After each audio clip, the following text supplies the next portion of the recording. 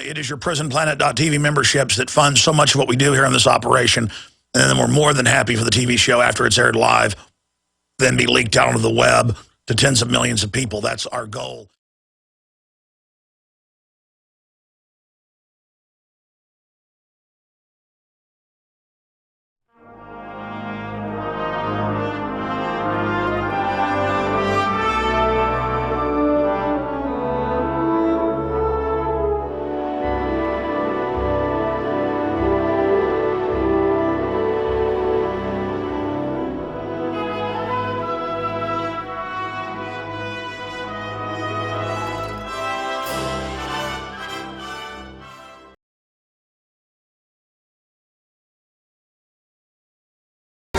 You know, it seems like I say this at the start of every broadcast because it's true. I sit here looking at all this news and I just marvel at what is going on and how fast the tyranny is moving, not just here in the U.S., but worldwide. At the same time, the awakening to what is going on is happening, but you've got all these criminal interests that are running the government and some of the major corporations, and they're made up of individuals. They're bound together for their lust for global domination, but the individuals just don't care if they're getting caught. They don't care if they even get in trouble. It's kind of a feeding frenzy of evil and despotism and looting, what you tend to see before things fully collapse. And they've got plans to consolidate power during that collapse. And the plan is a police state so that we are converted from being a wealthy Western world to being a third world / old world tyranny.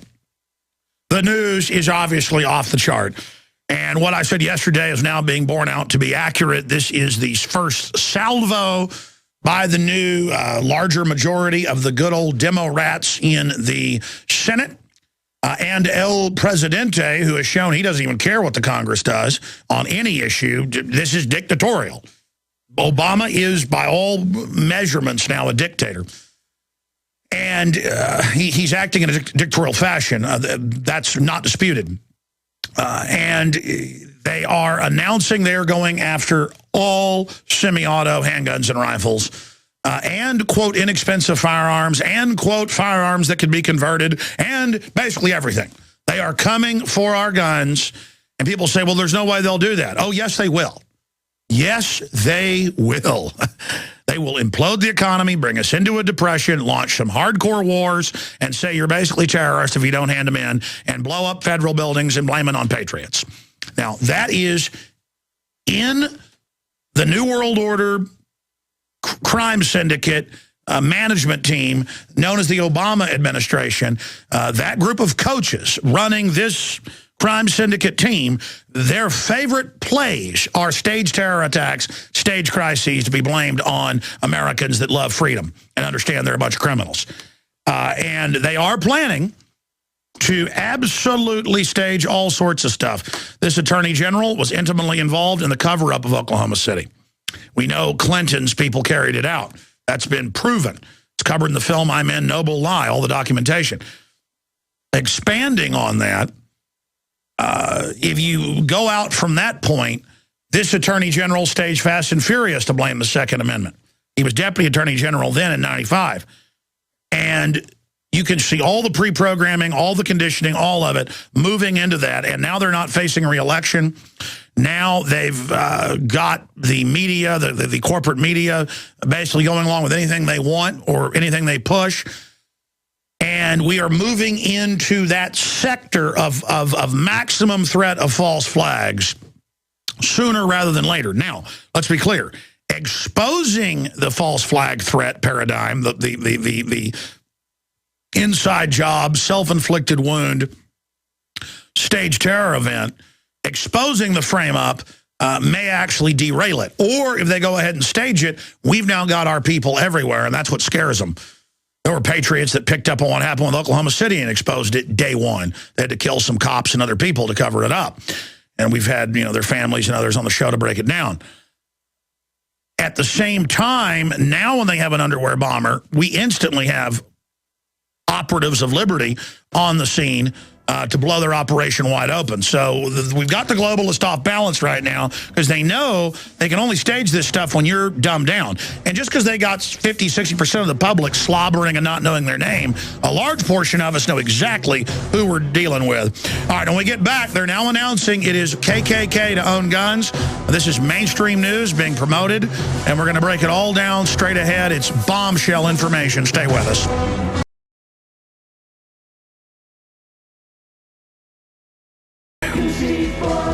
I am Alex Jones, your host. It is already the 4th day of December, 2012. Our news websites are Infowars.com, InfoWarsNews.com, PrisonPlanet.tv, PrisonPlanet.com. That's just some of our news sites out there. We've got a ton of reports that I will get into dealing today with the fact that mainstream media worldwide, that is corporate, state-run, globalist, bankster-controlled, New World Order, cartel, crime syndicate, mouthpiece, propagandist, dehumanizing, weaponized brainwashing systems that spew cess and distorted propaganda at us 24/7 are imploding en masse worldwide. The rout of these people is accelerating while the alternative media in all of its stripes is turbo-surging, exploding, going mega supernova. Now, in fact, just because I mentioned that, let me just give you some of those headlines here. TheWeek.com, the New York Times latest cutbacks, proof its digital strategy is failing. French news agency, Murdoch iPad Daily failure, a lesson for digital news. Murdoch's The Daily to shut down. Kurtz, worry about fate of CNN, last bastion of television journalism. You mean CIA run? Belcher, we're going to be getting into some of that. And then I've got other articles here. Speaking of propaganda, yeah, that's news. What's not dying is propaganda in Hollywood movies and sitcoms and dramas paid for with taxpayer money. Tens of billions of dollars a year on record spent to put anti-gun, anti-family, pro-abortion, anti-male. I mean, you see all these messages in dramas, sitcoms, medical dramas. It's everything. My wife tries to watch television sometimes, and she says every show she watches is just, you know, you're a terrorist if you don't want to take vaccines. Anybody who's a homeschooler is a child molester. Ron Paul is a drug addict. Just on and on and on. Yeah, that's government run by foreign banks engaging in psyops against you. And that's not rhetoric I just put out. That's what it is. That is sensational. But we've got this normalcy bias. Here it is. New film critics. Zero Dark 30 named Best Film. Lincoln wins multiple honors. All of this Lincoln stuff is getting everybody ready for a Federalist takeover. When these people are actually anti-Federalist. And then you've got Zero Dark Easter Bunny. I mean, a total fable. And then the White House is involved in the production. And there's the beautiful redhead with the Spec Ops guys. And, oh, they're so incredible. And there's Superman. All pure bull. Just absolute baloney.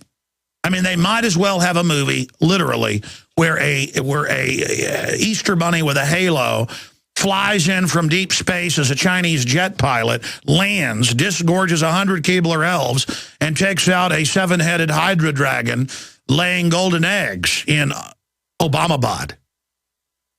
I mean, Jack and the Beanstalk, whatever you want. Fables, fairy tales, Hansel and Gretel, the tortoise and the hare.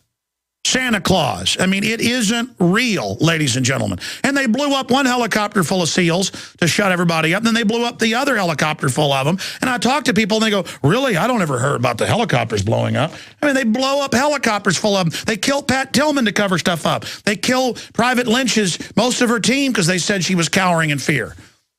And she had to go public, or they were going to kill her probably so they could come out and get women to join the military. It's all PR because you sit there and take the position of small children. Here's McClatchy newspaper, Washington Bureau. Al-Qaeda linked group Syria rebels once denied, now key to anti-Assad victories. What do you mean? For the 21 months of this, they admitted like 18 months ago Al-Qaeda was the group they were shipping in and running the entire group. I mean, that's been admitted the entire time. The CFR 3 months ago said, of course we're running Al-Qaeda. Al-Qaeda's doing a great job. And literally, if you try to go anywhere now, cops come up and say you can't film. You can be on the side of a road. You can be, I had one of my photographers out last week taking photos. We said we need photos of a bunch of surveillance cameras for the magazine. So she's out taking stock photos for us. Great photographer. And they come over to a nicely dressed, clean-cut lady, and they say, you look shady. You're not allowed to take photos of the federal building. Get out of here. Bunch of guys around her. I mean, you know, meanwhile, it's like, come on, man. You run Al-Qaeda. You run the drugs into the country. The feds even run child kidnapping ops. On record congressional testimony. Just leave me alone, you little idiot, you little nobody posing like you're James Bond. The toilet attendants that work for the federal government think they're James Bond, and they festoon themselves in uniforms and outfits and little badges and little scan cards, and they go to these big compartmentalized crime syndicates and all feel like they're official and all this baloney. Oh, you can't take photos or video in America because you might be a terrorist. Yes, a little blonde woman. Oh, yes, you're so evil. I mean, what a grandstanding, drama queening joke. You people blew up the World Trade Centers. You people shipping the narcotics on record. Just get off my back. And I know most people working with the federal government, you literally are just doing little menial jobs. But, I mean, just give me a break. I mean, if you didn't get the memo, foreign banks already run this country. They're trying to mop up the alternative media because the mainstream media is imploding. Wait till I get to the top news. Al-Qaeda-linked group Syria rebels once denied, now key to Assad, anti-Assad victories. I mean, it was admitted 6 months ago, they'd go in and tell a father, we're going to kill your wife and children if you don't go suicide bomb. And they would have the news media, the New York Times, CNN, BBC, film it, and they'd put it on the news like these guys were heroes. And then the public would freak out and go, they're making people suicide bomb and they kill their families? That's horrible. Oh, yes, we're going to pull that video now, or pull this video. We're going to, I mean, they've got Christians chopping their heads off, throwing them off the tops of buildings, lining up people, shooting them. Al-Qaeda killed tens of thousands of black Libyans, flying Al-Qaeda flags, slaughtering 24/7 still. And I go to the airport and somebody walks over and goes, oh, you're Alex Jones, you're a troublemaker. Where are you going? What you doing? What you planning? I'm behavioral assessing you. I'm deciding if I'm going to allow you to board this aircraft. And I'm just like, you really are a tyrant. This is total fantasy land. You don't like me because I don't live in Fantasy Island, man. I just can't take it anymore. It's such a joke.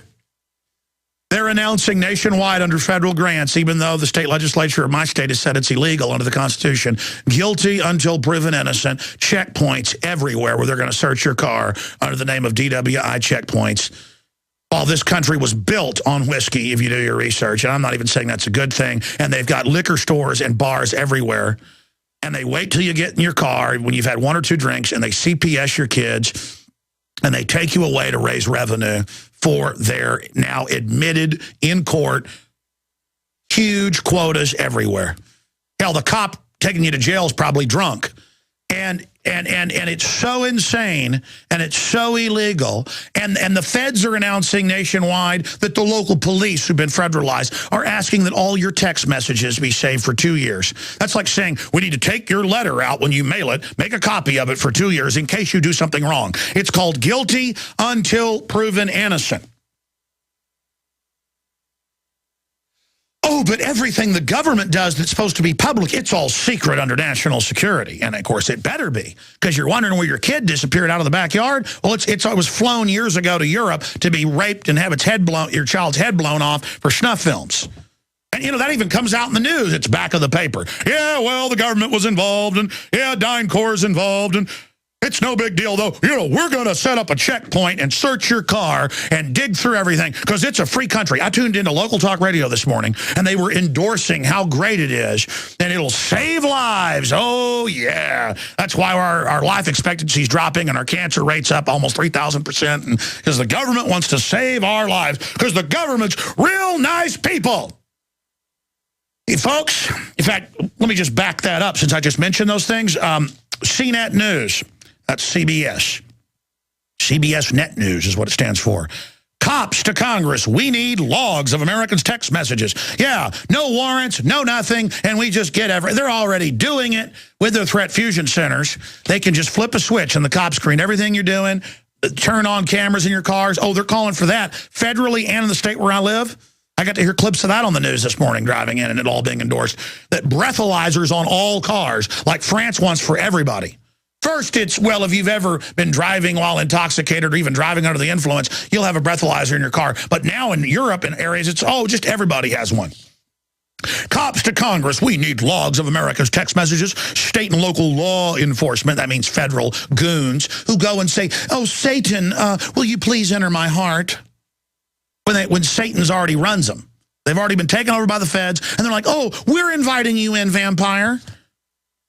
Oh, the locals asked for us to come.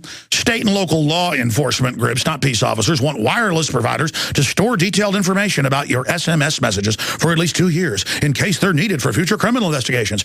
Yes, and we need cameras in your house. The Houston police chief 4 years ago said they want cameras in all of our houses just in case something. Oh, by the way, they already do that in England now. For almost all new people that have kids, for 6 months there's a camera in there with the social workers watching you guilty until proven innocent. Texas police officials, not servants, want permanent DWI checkpoints. Oh, yes. Oh, yes. While their Texas deputy police chief wants DWI checkpoints. Yeah, Nazi Germany had them. Why not? I remember when they had a federal grant to do this before the legislature banned it. They would shut down all of I-35. You'd have traffic for 30 miles back with cops just pulling people out of cars, searching vehicles. Oh, and by the way, the T.S.A. is announcing they'll be in all 50 states on all highways searching your vehicle and groping you. That's in the news today. But when we come back, if you're a gun owner, you're a member of the KKK. That's the...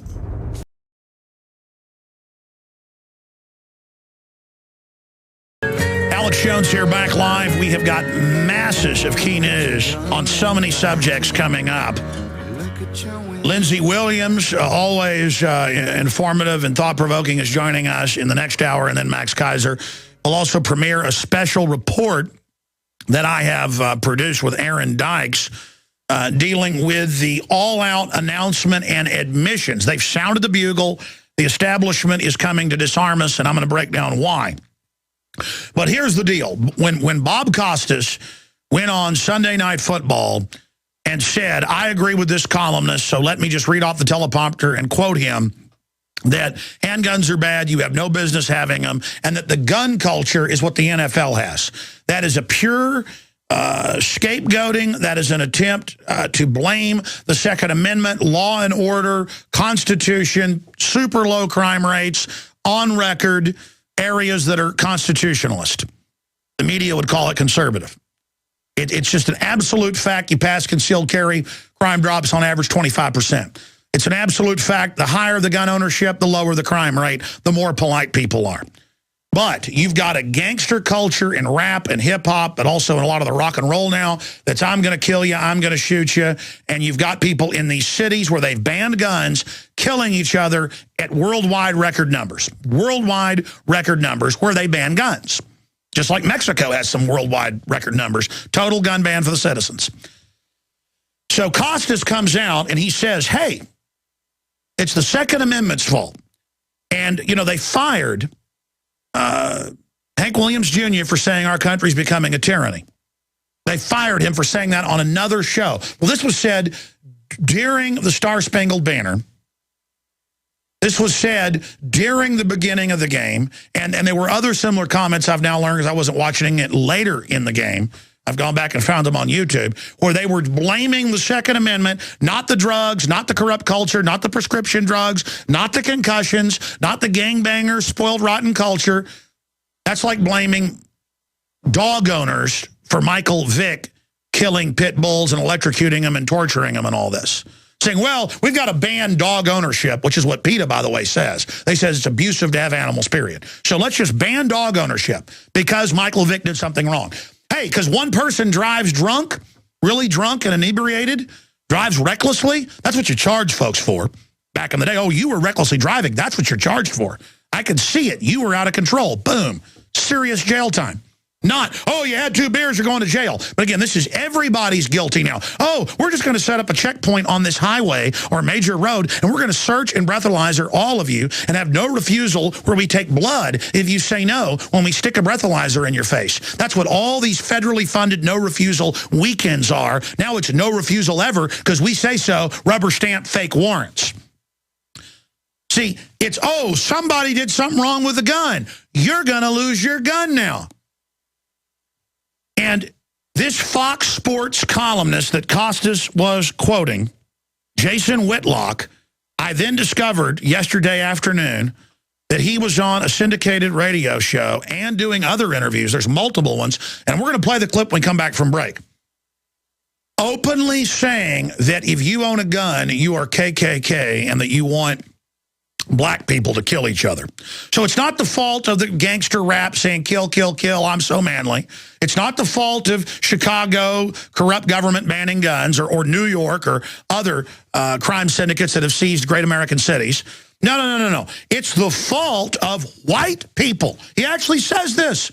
White people are racist and are KKK, and the NRA is KKK. Folks, if the NRA doesn't sue this guy, and I'm not litigious, but man, when somebody gets up there and says, you are KKK, white people are KKK, NRA is KKK, if you believe in gun ownership, not only is it pure slander defamation meant to hurt people on its face, the measure of boom, you are convicted of slander, of defamation, of libel. Ladies and gentlemen, it flies in the face 180 degrees, perfect lies, perfect fraud, perfect scam. Do you know on record, and AP, Reuters have had to admit it, Daily Caller's got a great boil down, basically copy from Jews of Preservation of Firearms Ownership. We've made films about this myself. It is on record. We've got another report coming out on this that I shot last night, but we were up here, it was up here past midnight, we didn't get it out. We went and got the history of it. Do you know who in the southern states got the first gun control laws passed in 1867, 8, 9, and 1870, when more than 15 states passed laws against the Second Amendment, the first ever? Do you know who got it passed? The KKK literally lobbied, and even lobbied in Washington, and there's even photos from the time, and got gun laws passed. I mean, the KKK created gun control in this country, and this pig blames the Second Amendment. Ah!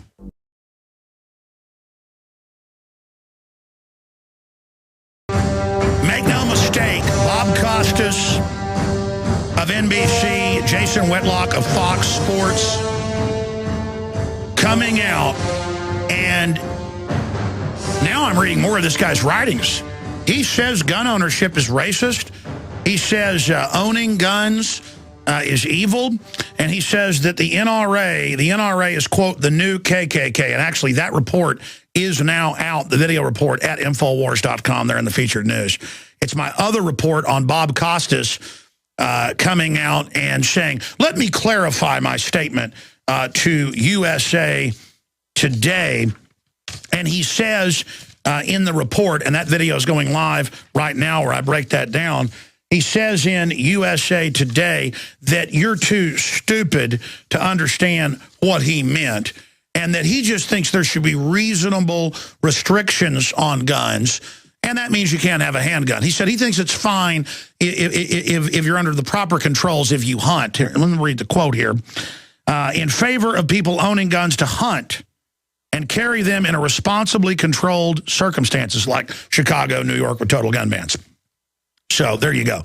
I mean, ladies and gentlemen, the police can't and won't protect you. It's time you demand the right to keep and bear arms so that law-abiding citizens don't get thrown in jail when you take on the basic human right of defending yourself. Now, before I get to this clip, I want to explain something to Jason Whitlock of Fox Sports. Buddy, we are coming after you.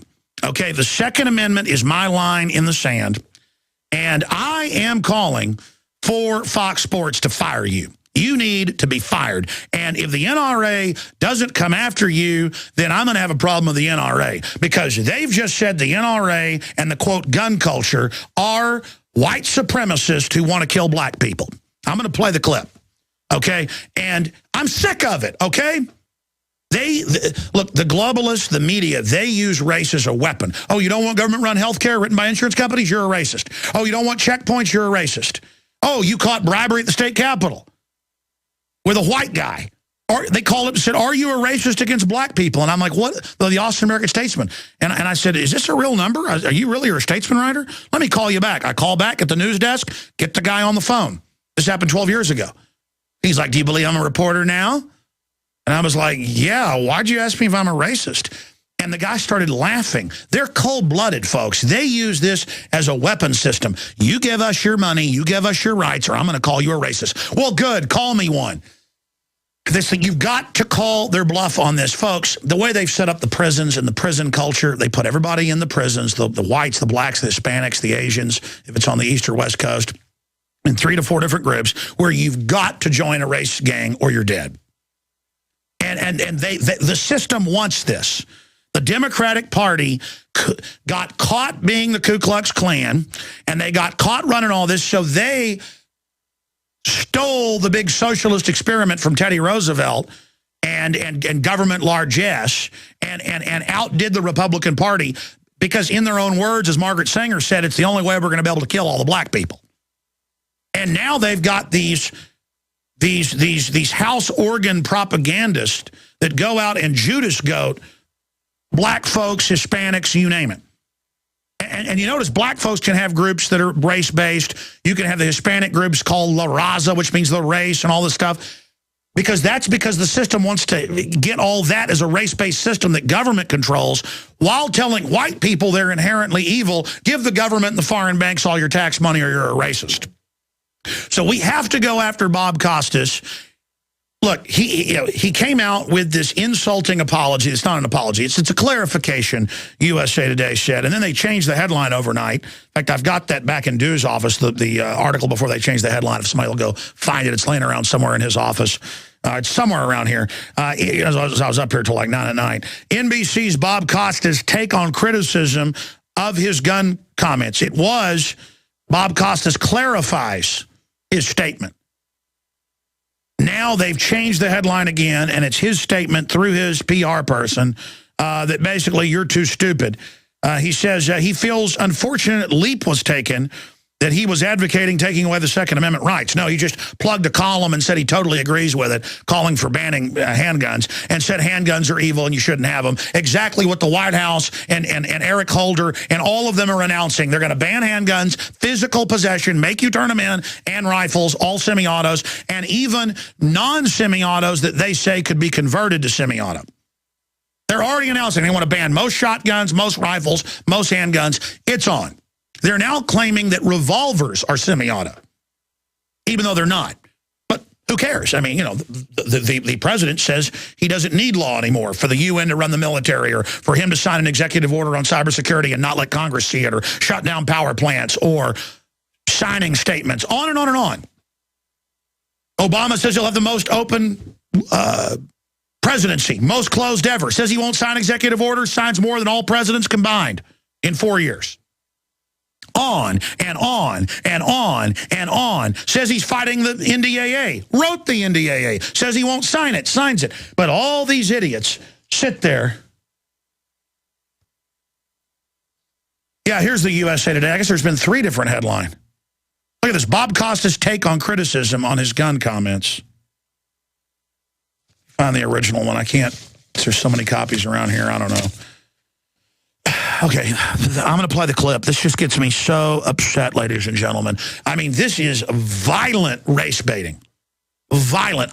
I will listen. I got up here and I said DynCorp. That's the biggest private CPS contractor in the United States. That's another fact. Well, it came out in congressional hearings, was running kidnapping rings of women and children by the tens of thousands in Europe, and they didn't even get in trouble. And that was in the Chicago Tribune. It was in the BBC. We've made films about it. Now, if that wasn't true, if you're a new listener and you just tune in and go, this is crazy. Yeah, reality is crazy. Stalin and Hitler and Mao were crazy. History is wild. Truth is stranger than fiction. I'm not the crazy one. I got my head screwed on straight, and I'm freaked out about this and want to motivate you to wake up so this nightmare doesn't get worse. I'm like somebody in one of those old movies where they're, in the temple looking for the gold, and all of a sudden the water starts pouring in, or the sand starts pouring in, and the walls start closing. And I'm like, we got to find the trapdoor escape hatch or we're dead. They're like, take it easy. It's not that bad. I'm like, no, we've seen this in history. This is dangerous. We need to revert. Oh, no, I like the rising water. It's like a hot tub. But just because you got a bunch of brain damaged, mind-numbed, fluoride heads, Prozac heads out there, they don't count if they want to be mind-numbed. It's those of us that know what's going on. We're a larger minority, black, white, old, young, it doesn't matter, who love freedom and know what's going on. We are a giant minority compared to the tiny elite minority. So we need to stop freaking out if some of our neighbors laugh at us because they're so insecure. When they hear something scary, they just want to laugh at you. And people say, Alex, you're trying to scare us.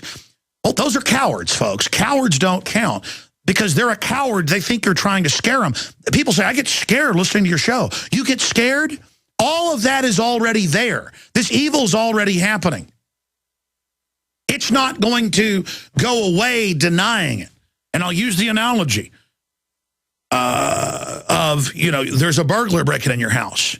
And your wife's like, get up, Bob. You're like, Marge, be quiet. You're scaring me. And you hear the guy breaking down the door. Marge, stop waking me up. You're scaring me. You're a fearmonger. Well, Marge isn't a fearmonger. She's saying, get up, Bob. Get up, Bill. Get the shotgun. Don't you understand that? My wife's heard banging and noises before, and she's like, get a gun. I'm like, you get it, honey. Well, what if I'm not here? She's a great shot, but women need to think about that too. That because obviously I know if something's banging, out in the woods or out in the country, that it's just sound bouncing from the next little farm or something. But, women are like, what is that? Oh my gosh, do something. The dogs are barking, and I'm like, get the shotgun. I'm like, honey, you get it. This is a good drill. That sounds like a backhoe digging at night. Oh, that is what it is. But it's so simple. I'm not telling you all this because I live in fear. Folks, I'm willing for them to kill me, which they might do, to be able to get this out to warn you so these people don't win. Not because I'm a hero, but because I want my children to grow up in a free country.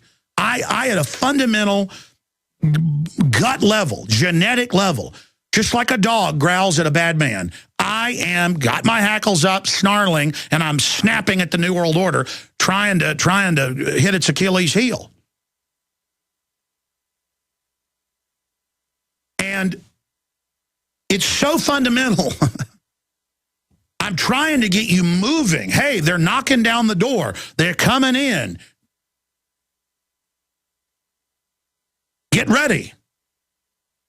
I'll use a Lord of the Rings analogy because I just watched that after probably 5-6 years of not seeing it. My son's old enough now, 10, I think, to see it. Plus, it's got some good archetypal, information in it. I think overall a healthy story. And, there's the scene where they're down there in the mines of Moria that's been taken over by the orcs 50 years before, and everybody's dead.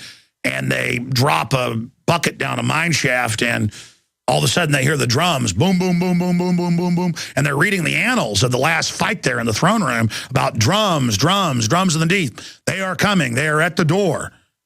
I mean, did they say, stop it, Gandalf? Don't tell us the orcs are coming. You're a fearmonger. No, it's like, get ready. They're coming through the door. I mean, did people come to their windows and say, stop it, Paul Revere? How dare you say an invasion force is landing? How dare you say they're coming to take our guns? How dare you? Because it already happened in other areas of the country. How did people come out and say, how dare you? I think you're a traitor. I think you're working for the Redcoats, Paul Revere, telling us they're coming. Oneth by land, twoeth by sea. They're coming. They're coming. Drums, drums, drums in the deep. Is it drums in the deep? They're doing every tyrannical thing you can imagine, parading up and down in front of us, getting the police and the military ready, demonizing the founding fathers, demonizing private property, demonizing homeschool. I mean, just exactly what you would expect in a Red Dawn scenario, what would be taught in a re-education camp. And I've got the training videos. I've put them out publicly where the police are sitting around when they're demonizing George Washington. FEMA is to firefighters, police, and sheriff's deputies. And the cops, they go, who are the terrorists? George Washington, good job. You see the police nodding their heads. You see a few kind of shifting in their chairs. And the FEMA guys watching. That you're all being assessed in there. If you watch the body language, they're assessing who doesn't. And tell us what you thought of this. Tell us what you thought of this little meeting we just had. I mean, these are enemy operatives who've seized our federal government and seized most of our states, parading around everywhere. And now they've got Fox sportscasters giving talking points to NBC and the NFL, and that stuff is pre-approved by the NFL. I looked it up. Not that I needed to. For Bob Costas to read off a teleprompter and say handguns are bad and they're what's to blame here. And now you are the KKK if you believe in the Second Amendment when it is on record. And we have the news articles in the video up at Infowars.com right now documenting the entire history of this. Anti-gun sports columnist Jason Whitlock, the NRA is the new KKK. I guess we inadvertently borrowed the headline from the Daily Caller that actually... Well, they didn't break it, but they got the story out yesterday on that. That's where we saw it. And then I guess when I shot the video, that's the headline we used.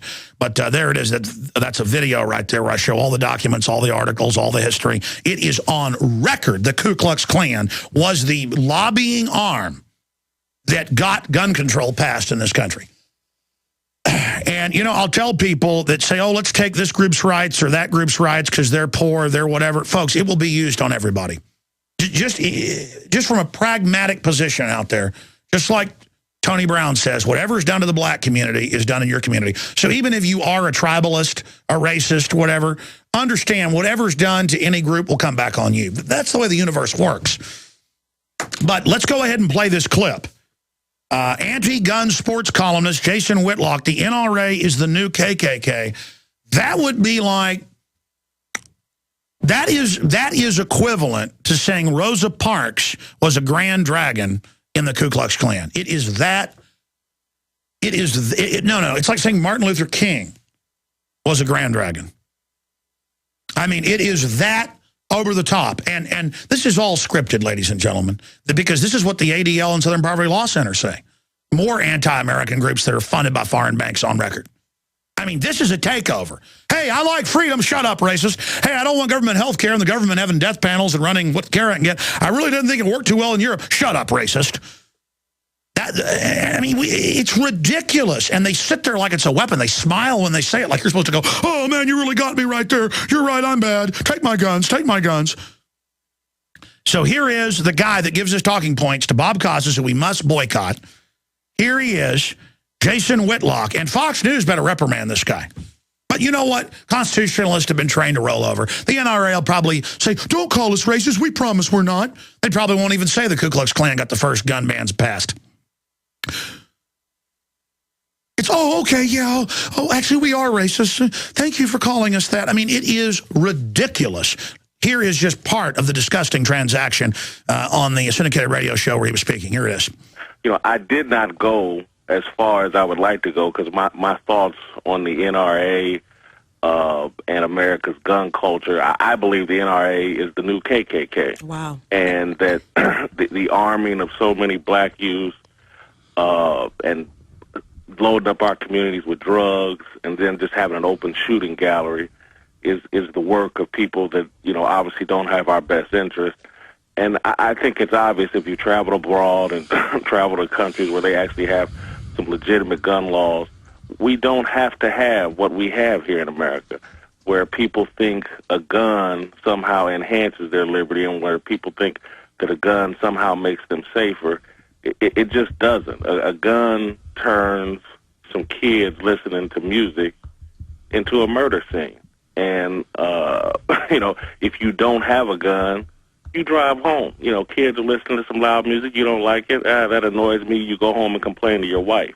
When you have a gun, you open fire potentially. All right, that's enough. Take the life of a The full child. clip is up at Infowars.com, and it is just asinine. I mean, obviously, the places with these high crime rates is where they've disarmed the general public. It's total gangster rap where they glorify killing each other across the board, and then people get killed, and it's not the gangster rap fault. It's not that culture's fault being sold by MTV. It's not the fault of the, quote, liberal media pushing and saying how great all this is. It's not the fault, no, it's the fault of the NRA, who's the new KKK, who defends the Second Amendment so black people kill themselves. Unbelievable. Now, there is a tiny grain of truth in there. You notice he talked about the drugs so the communities destroy themselves. Yeah, they bring in the drugs so all of us become enslaved. But it's unbelievable, ladies and gentlemen, that this is what they're now going to push. Incredible, incredible that our society is degenerating and breaking down, and the only thing frustrating crime is the Second Amendment, and the statistics all prove that. Unbelievable demonization and race baiting, disgusting. He needs to get in trouble for it.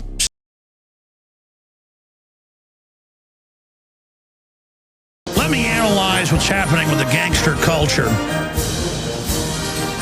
Men are designed, when they hit about 12, 13, 14, to want to become warriors. Because any culture that didn't have strong young men that were ready to fight got overrun, enslaved, and exterminated. So humans across the board are ready to fight. In fact, they get us kind of an artificial cowardice by young people never actually having conflict. It's actually important that young people get in controlled things like boxing and good old-fashioned schoolyard brawls, because it teaches you by increments when you're 10, 11, 12, 13, 14. Pretty soon you start getting hurt real bad. You learn how to not get in fights unless you absolutely have to. But then you also have confidence, and you're not a coward. With real power comes control. Instead, you've got arrested development people that don't even really know how to fight, and so they listen to stuff all day that's about how I killed this guy, I killed that guy. They think that's what a man does. They get a gun, they go out and kill somebody. Or they go to rob houses because that's what's cool.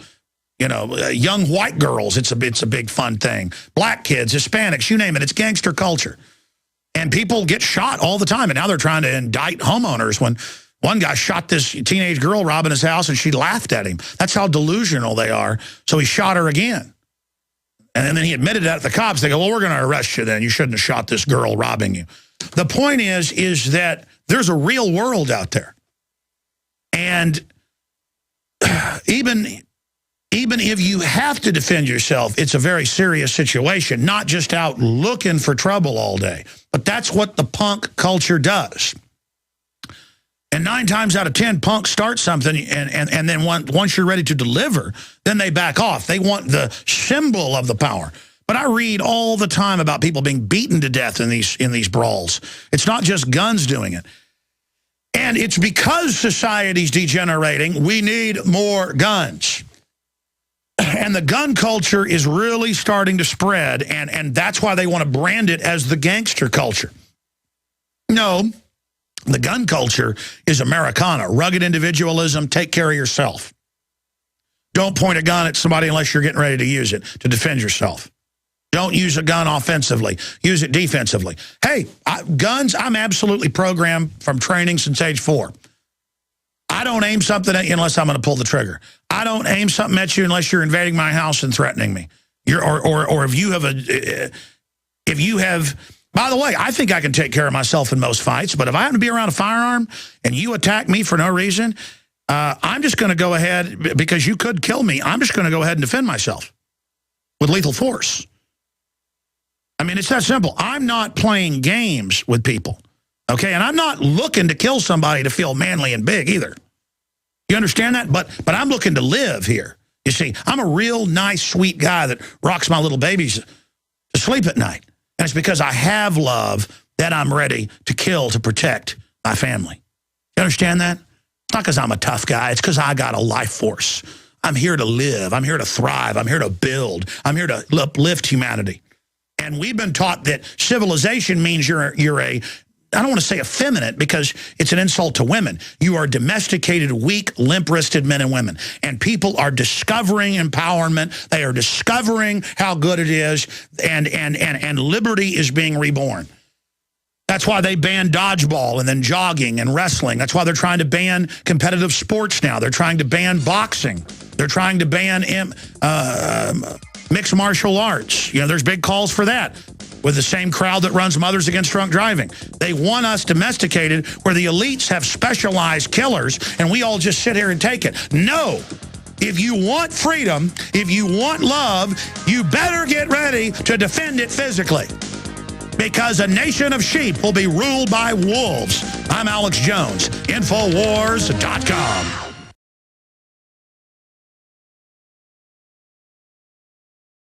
Monday through Friday. We are here 12 noon to 3 p.m. Eastern. We have Lindsey Williams. He says he's got new breaking information. Hasn't been on the radio in about a month, period. He's joining us. Max Keiser coming up. I'm going to intersperse a ton of news. T.S.A. seeks permission to conduct security assessments on highways. That's checkpoints. They're already doing it. Now they're going into all 50 states. T.S.A. is creating and maintaining a watch list of Americans who violate its policies, and then they're going to try to stop you from flying. That's what every authoritarian system sets up before they start arresting people in mass, rounding you up. Breaking, does new photo prove Trayvon Martin killing was self-defense? Yeah, they'd had robberies in the area. Zimmerman was following him. He got assaulted, shot him. Was it smart to follow him? Probably not. But did the Justice Department seize on it to create racial division and to go after the Second Amendment? Yes. That's the talking point. Guns are racist. Continuing, guns that are like spoons make people fat. I know I beat that to death, but it's true. So we're going to be getting into some of that. Queen's dad pushed to his death by madman in Times Square subway station, pushed in front of an oncoming train. Well, the answer is ban hands, because somebody might push somebody. I mean, that's obvious. So a guy killed some of his family with a bow and arrow. USA Today reported. Man killed father in Wyoming bow and arrow attack in front of a computer science class not long after fatally stabbing his father live. His father's living girlfriend at their home a couple of miles. Well, it's an obvious answer. Ban knives and ban bows and ban arrows. I mean, ban spoons, ban hands. I mean, this is pretty obvious. Fox Sports, Bob Costas, NBC. Ban it. In fact, if you guys punch up Infowars.com, there's a new Adon Salazar, Alex Jones article. Alex Jones calls for boycott of NFL, NBC, and Bob Costas. And I kind of recorded a transcript, and he wrote an article on it of why I'm saying we need to boycott. I'm going to have Adon also add my new video reports that are up on YouTube. They're also up at Infowars.com and PrisonPlanet.com. There's a whole plethora of them up there. Here are some of them. Fox Sports writer, the NRA is the new KKK, ban guns. The NFL is helping Obama ban guns, boycott now. Everybody said, why are you putting a tie on yesterday? And I said, well, this is the bugle sound to attack the Second Amendment. They're coming. They're coming. Drums, drums, drums in the deep. Get ready. They're at the door. I mean, I got to put a tie on, man, for full battle formations. I mean, I think I'm going to start wearing a suit and tie every day. I'm serious. I mean, this is, because if it adds that little extra edge of people paying attention to what I'm saying, I mean, I could wear a crown like Queen Elizabeth. I could give myself, I could call myself CEO of Infowars.com and the biggest alternative media, multimedia empire in the world, and wear a red cape and have bugles. Being sarcastic, but humans are primitive. We like to dress up. The Queen of England wears a royal headdress, and everyone steps and fetches, and Your Majesty, billionaires, movie stars come and bow. I mean, I wouldn't bow. I'd tell her, hey, Dracul. In fact, I've got some articles. The Duchess of Cambridge, pregnant, could be twins, Kate. And it says she's the first commoner ever in the House of Windsor, that fake PR name. It's Saxe-Coburg-Gotha. They ought to be proud of their German heritage. Oh, but they're not German. Well, ought to be proud of your Romanian heritage. Nothing wrong with that, except you are Dracul. By the way, listeners always go check that, and I see people freaking out in the YouTube videos when I mention that. They go, I went and looked it up. It's AP, Reuters, BBC, it's true. Prince Charles lives in the Dracula castle. What do you think, I just made that up? Oh, the people that rule the world just so happen to be from the house of Dracula, the dragon. The dragon. And we're all supposed to, twins, because the queen's sisters and people all had to be locked up. They're so inbred. So they finally, their genetics are so bad, they had to go get a commoner. I thought us commoners were scum. We'll be right back.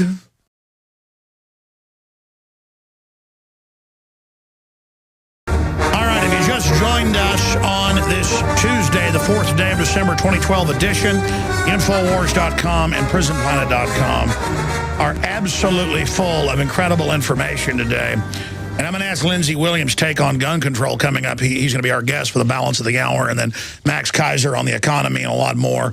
Great financial insider in the 3rd hour today. We'll open some phones up for him then. But we're going to spend our time here with Lindsey today until the last 10 minutes or so. And then we'll take just a few questions from callers as well. So if you have any questions for Lindsey Williams, we'll give that number out coming up a little bit later after we get his latest intel. But first off, anti-gun sports columnist Jason Whitlock, the NRA is the new KKK. And I played the clip last hour. It's up at Infowars.com. I'll play it later for Lindsey after we get the latest info he's got from his insider sources, Pastor Lindsey Williams. But this is so over the top, but it's not. I mean, if you don't like socialism, you don't like your taxes being raised, you don't like having your guns restricted, you don't like your freedoms being taken, you are a racist. And if you don't like wars, you're with Al-Qaeda. Of course, here's McClatchy News Bureau, Washington Bureau. Al-Qaeda-linked group, Syria rebels, once denied, now key to anti-Assad victories. They are the main force. Our government's given them thousands of missiles, including anti-aircraft missiles, to Al-Qaeda. Okay? But you need to give your rights up, and don't you dare film police on the street because you might be Al-Qaeda. Then all the police training manuals say, gun owners, conservatives, returning veterans, libertarians, we are the terror threat. Homeland Security, the NSA wiretaps, it's all for us if we don't like the globalist takeover, the foreign banks that have taken America over. They brag in the Financial Times, the BBC, Reuters, everything. CNBC, we've played the clips, our article, banks declare they've conquered the U.S. and Europe, dozens of links with them admitting it. This is the reality. And they're going to blow stuff up and blame it on the Patriot movement, okay? They've even got Army documents out we've covered where they're saying that the Tea Party is going to link up with Al-Qaeda. I mean, you're like, that's ridiculous. They'll do it. They'll get drugged up patsies, you know, Billy Bob with a John Deere hat and put him next to Habib Ahmed and, you know, come take our guns. I mean, these people mean business. They shipped guns into Mexico to blame the Second Amendment and kill thousands so they could ban guns, but got caught. So there you go. The government runs Al-Qaeda. It's not the entire government. It's the foreign banking cartel. Some of the other news we've got here. This is as bad as a world war. Bank of England bosses' grim view of financial crisis, which has left a debt that will, quote, be paid by our grandchildren. This is a global crisis, engineered, impossible to pay back, 1.5 quadrille, 1,500 trill, 644 trill is our debt. J.P. Morgan claims they control the government to sign us onto their debt while claiming we're bankrupt when we're not, to then raise taxes to pay it in corporate welfare to them, to destroy the economy, to consolidate it. They want to make you poor. WorldNet Daily reports Dr. Corsi, who's an incredible economist in his own right, $3 trillion tax increase on middle class. That's his breakdown. The Republicans have announced giant tax increases as their compromise on the upper middle class and wealthy. And that's how they do it. The bankers want the middle class money. So Obama says, I want financial dictatorship and $3 trillion in taxes. And the Republicans go, how dare you? Only $900 billion in new taxes on the middle class. And to get rid of all these different deductions, $600 billion there. They've already gotten rid of most of the deductions, folks. They're going to, and again, it will put this economy into a stall, which is the plan. IRS aims to clarify investment tax. They've got a new 3.8% tax on most of your investments, on top of your capital gains, and on top of all the dividend taxes, and on top of all the other income taxes. and the new VAT they've got at state levels, and the federal VAT, and the new carbon taxes, and all the hidden fees. Continuing on CBS, Cheesecake Factory CEO warns Obamacare will be very costly. Yeah, just get ready for everybody to become part-time, which is what they want. They want to make you poor. They know when they raise taxes, it kills the economy and makes less money come in, which is what the bankers want. I've got articles here where Obama says he wants us to go off the fiscal cliff. They want us bankrupted. What do banks want? You paid for 20 years on a farm. In that 20th year, folks, in that 19th year up to that 20th, they will try to call provisos that you didn't understand when your dad signed it and come try to take your property. Anybody who knows about farming and ranching knows this, okay? Because my entire family has been in farming and ranching, and I've had a lot of extended family who's gone and, mortgage property when somebody's got cancer. And 20 years later, they come and take it the last year. And call in say, oh, well, there's extra interest we didn't tell you about. So, or 3 or 4 years before it's due, they say we want it all this month. The mega banks create all the fiat out of nothing. They want you to go bankrupt. Now, joining us, and I got a lot of other news coming up, is Pastor Lindsey Williams. Back in the 80s, he wrote the bestseller, The Energy Non-Crisis, saying there was unlimited oil in Alaska more than Saudi Arabia, and then they made a deal with the Arabs in the 1970s. This was all later declassified in the 90s to not allow development here in the United States, basically, and to, as long as the Arabs did all their oil trading in the dollar, to cement it as kind of a Bretton Woods II. They claimed Bretton Woods II a few years ago, but this was the real Bretton Woods II, to cement the dollar as the world reserve currency. Now, he called it 5 years ago, 5.5 years ago. He said oil will go from $60 a barrel to $150 in the next year. Everybody laughed, did exactly that. Then he said now it will drop from 149 to 40. It actually went to about 38. Everybody laughed at that. It happened. I know who his big oil company exec people are. One of them's been announced now. He died of cancer a year and a half ago. The other, I know who it is. Dr. Stan Monteith found out who it was, called the guy. The guy said, yes, that's true, but I'm not going to talk to you. Now, the point is these guys also could be wrong sometimes, because even though they're high-level globalists, I don't just go with everything they say, and I don't completely trust them. And, they've said some things too that haven't happened exactly right. And I want Lindsey to correct me if I'm wrong here. Lindsey, you did say about 2 years ago there'd be giant discoveries that we know were already there all over the U.S., a new oil boom, that we would become independent and double-cross the Arabs. Now, things change, as you said. Now Obama's kind of been trying to double-cross the oil groups for the Arabs. But that's all a way to rope-a-dope the Arabs, I believe. But, you're saying the dollar will die by the end of this year. Well, here we are. And then I talked to a lot of other insiders and see the news that they're going to go ahead and energy develop as a way to try to keep the dollar propped up and extend this out so they can pick winners and losers. Now, this is a very complex issue. I know you're chomping at the bit to talk, but I know you haven't been on the air in over a month because you've got a lot of new information, but just don't thank me for coming on either. We appreciate you for coming on. But in a nutshell, what is happening, what is going to happen, and has your source been wrong about anything, your sources, or am I misinterpreting some of this? After the election, Alex, I contacted my elite friend, whom you just mentioned, whom you know, and I asked him the question, what can we expect for the next 4 years? The reply I got, the only way I know to describe it, is the most startling thing that any person has ever heard since the founding of the United States of America. I was given 10 agendas that the American people will face in the next 4 years' time. It took me 3 hours and 29 minutes to explain this on DVD just to be able to tell what this man had told me. Now, I have all 10 of those agendas in front of me. We'll do the best we can today to cover them. People positively must know what they are, and you must know what to do about it. Okay, well, I'll say this. About 90% of what these guys have told you has been startlingly accurate. But then why are they telling you this info? And then some of it has not happened like they said, like, Obama isn't going to win and things like that. Well, Well, they didn't say that Obama was not going to win, and this is where people misinterpret what the elite have told me. The elite told me that they did not want Obama back in. But as you stated a moment ago, these elite are not God. They just think they are. Now, they have 10 agendas that they have given me that will be carried out. Some of them are theirs, some of them are Mr. Obama's, and some of them are and you're going to hear some expressions today you've never heard before. I'm going to give you some buzzwords, and you watch them happen over 4 years.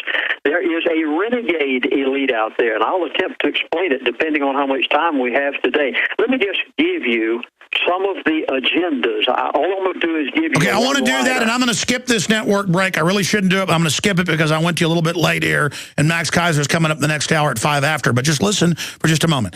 Answer my first question, though, because I hope they're wrong, or I hope they've changed their plan. I mean, I know they told you things that did come true that showed total inside control, like the fuel, things like that the housing market would be crashed. 2 years before it happened, exactly how it would be done, all of that. What I'm asking you here is, Lindsey Williams, Pastor Williams, I'm asking you this. Are they still planning to kill the dollar this year? Well, that's exactly what they told me. But let me put it in their terms so that I don't misinterpret what their intentions are. There will not be a collapse yet. The elite do not want a collapse. And I think Ron Paul, but not yet. Now, it is going to happen, but not yet. Now, you remember last year, Alex, you came to me and I went to my elite friend and I said, is there going to be a collapse in the next 3 months? And he laughed and said no, and I came back on your show and told it, while all the other newsletter writers were saying there was going to be a collapse when Greece collapsed and all the rest. I'm telling you right now, and I'll give them to you quickly, the elite do not want a collapse yet. They have not created enough debt. Secondly, please understand these words. The second agenda, forced debt creation. I hope you're hearing these words, and I'll attempt to explain it in detail if I can. There is going to be forced debt creation. Next, the middle class. I was horrified when I heard what they said that their agendas are for the middle class. You're hearing all of this, Tommy Rot, about taxing the rich. Don't you pay an ounce of attention to it? Oh, sure, the rich are going to be taxed a little bit. You haven't seen anything yet. The middle class of America is going to be taxed into oblivion, and I'm going to give you the details of it. That's actually in the Republican and Democratic plan. They're going to get rid of all the exemptions and tax all the middle class 401ks. It's all being announced. They're going to tax the dividends. They're going to tax it all. It is outrageous, and the Republicans are going along with it. Alex, I have been given a formula. I'm going to give it on your program today if we have the time. I've been given a devaluation formula so that you can know when the dollar is going to collapse. Now, that's right. You heard me correctly. I have the formula right here before me, exactly as my friend has given it to me. Again, the debt limit is going to be suspended. Mark my words.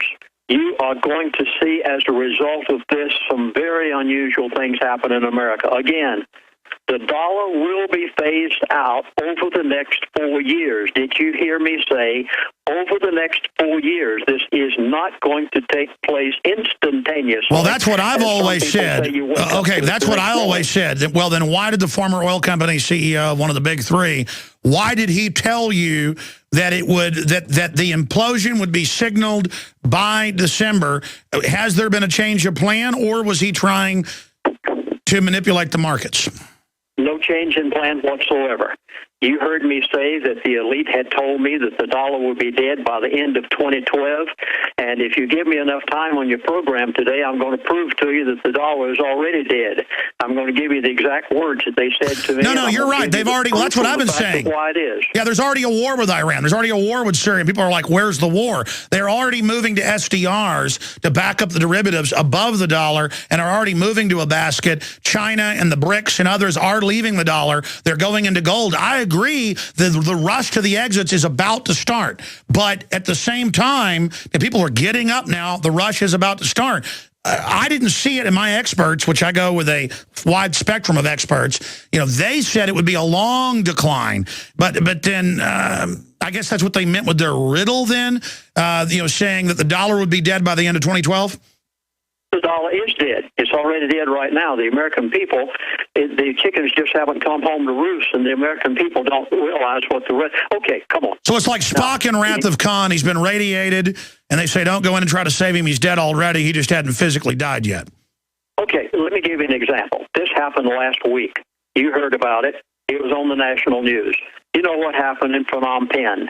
15 Asian nations comprising half of the world's population, and they met together in what they call the Regional Comprehensive Economic Partnership, and the United States of America was excluded. Our president went over there to attend the summit. Now, this is an association of China, India, South Korea, Australia, New Zealand, 3 billion Asians, 1/2 of the population of the world, and they said we're not going to use the American dollar anymore for the sale and trade of our products amongst ourselves.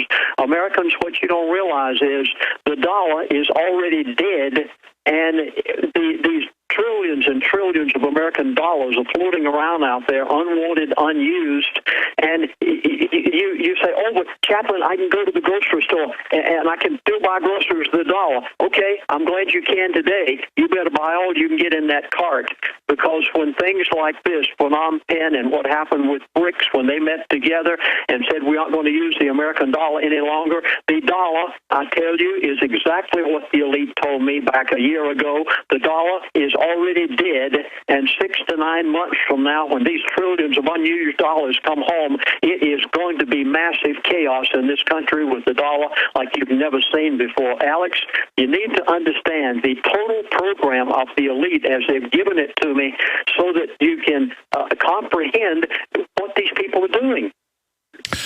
Well, no, I agree with what you're saying, and I also monitor the CNBC and others where they give you a lot of spin, but they also want to cover their bases with irrational exuberance type statements when they're controllers or the authors of the irrational exuberance. They want to warn you right before they draw the trap once it's already too late. They're saying now there's no way we're going to get out of some moderate inflation.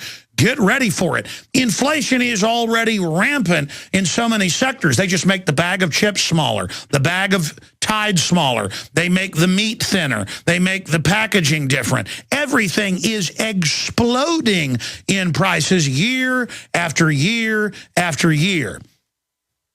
Alex, there are some, I don't know how to say this. There's so many factors here I've got to cover. There are some new factions out there right now that nobody has ever heard about. You haven't even heard about it, Alex. And please forgive me. You hear about everything. But no newsletter has come out with this. If I had not been for my elite friend telling me, and I'm going to do this. Run through your 10 bullet points. One of the 10 agendas of the elite. Okay, run through the 10, just list them, and then go back into them. I think that's the way to go. Well, that's what I've been doing right here. I said there's not going to be a collapse yet. The elite are not ready for it. There's going to be forced debt creation. I hope you've caught that. The middle class is going to be taxed into oblivion. Folks, you have got to know the intricate details of this. The devaluation formula, I've been giving it to you. You can know.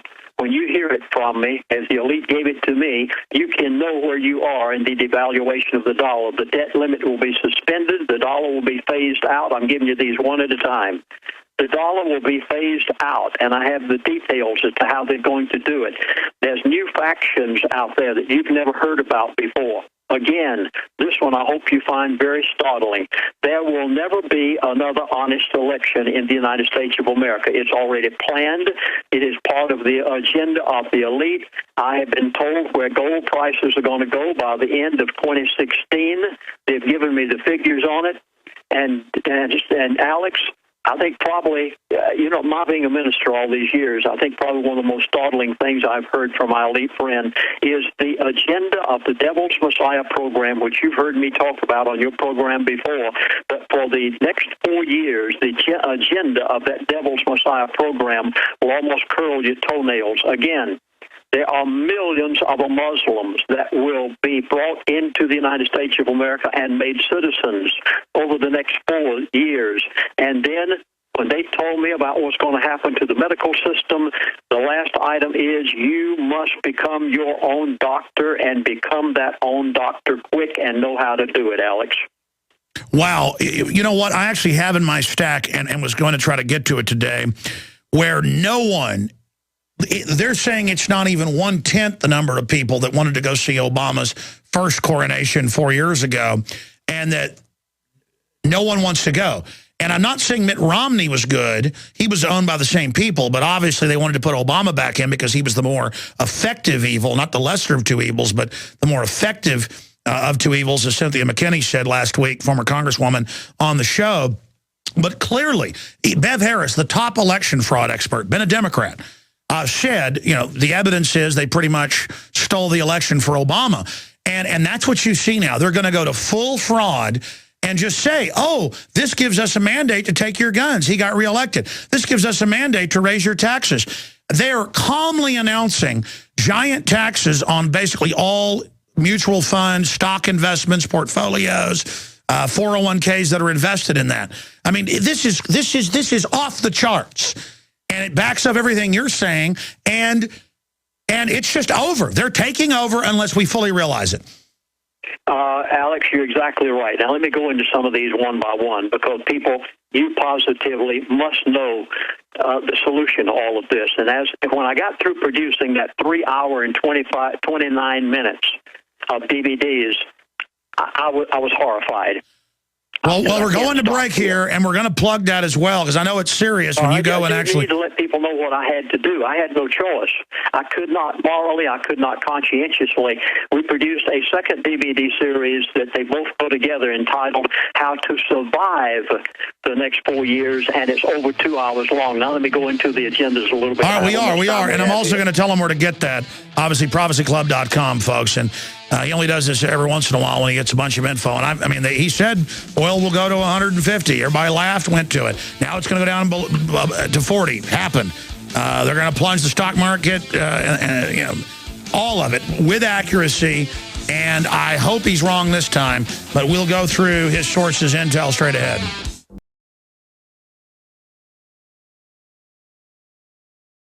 Monday through Friday, 12 noon to 3 p.m. Eastern, blasting out on XM 166, over 140 AM and FM affiliates, and the internet, of course, with the audio streams and the podcast and the listen section at Infowars.com and PrisonPlanet.com. Now, I'm chomping at the bit here with so many points and angles. I'm going to give Pastor Williams the floor now for the balance of the hour. I'm going to give the number out, so in like the last two little short segments, 5 minutes in the next hour, we're going to have a few quick questions. The toll-free number to join us is 800-259-9231, 800-259-9231 for quick questions for Pastor Williams, who I'm going to have on the show for a full hour next week to flesh this out more. Now, I know who his sources are. One of them is public now, who died of cancer over a year ago. The other, again, gives him this info because I guess they kind of want to have a remnant out there that knows what's going on, or it's guilt. I think that's basically what we've gotten from Lindsey. But it doesn't mean that it's all going to be 100% accurate. But it's been startlingly accurate on so many fronts. We're going to go back to him in a moment, and he has produced a new DVD breakdown. That's why he wouldn't come on the last month since he got this info.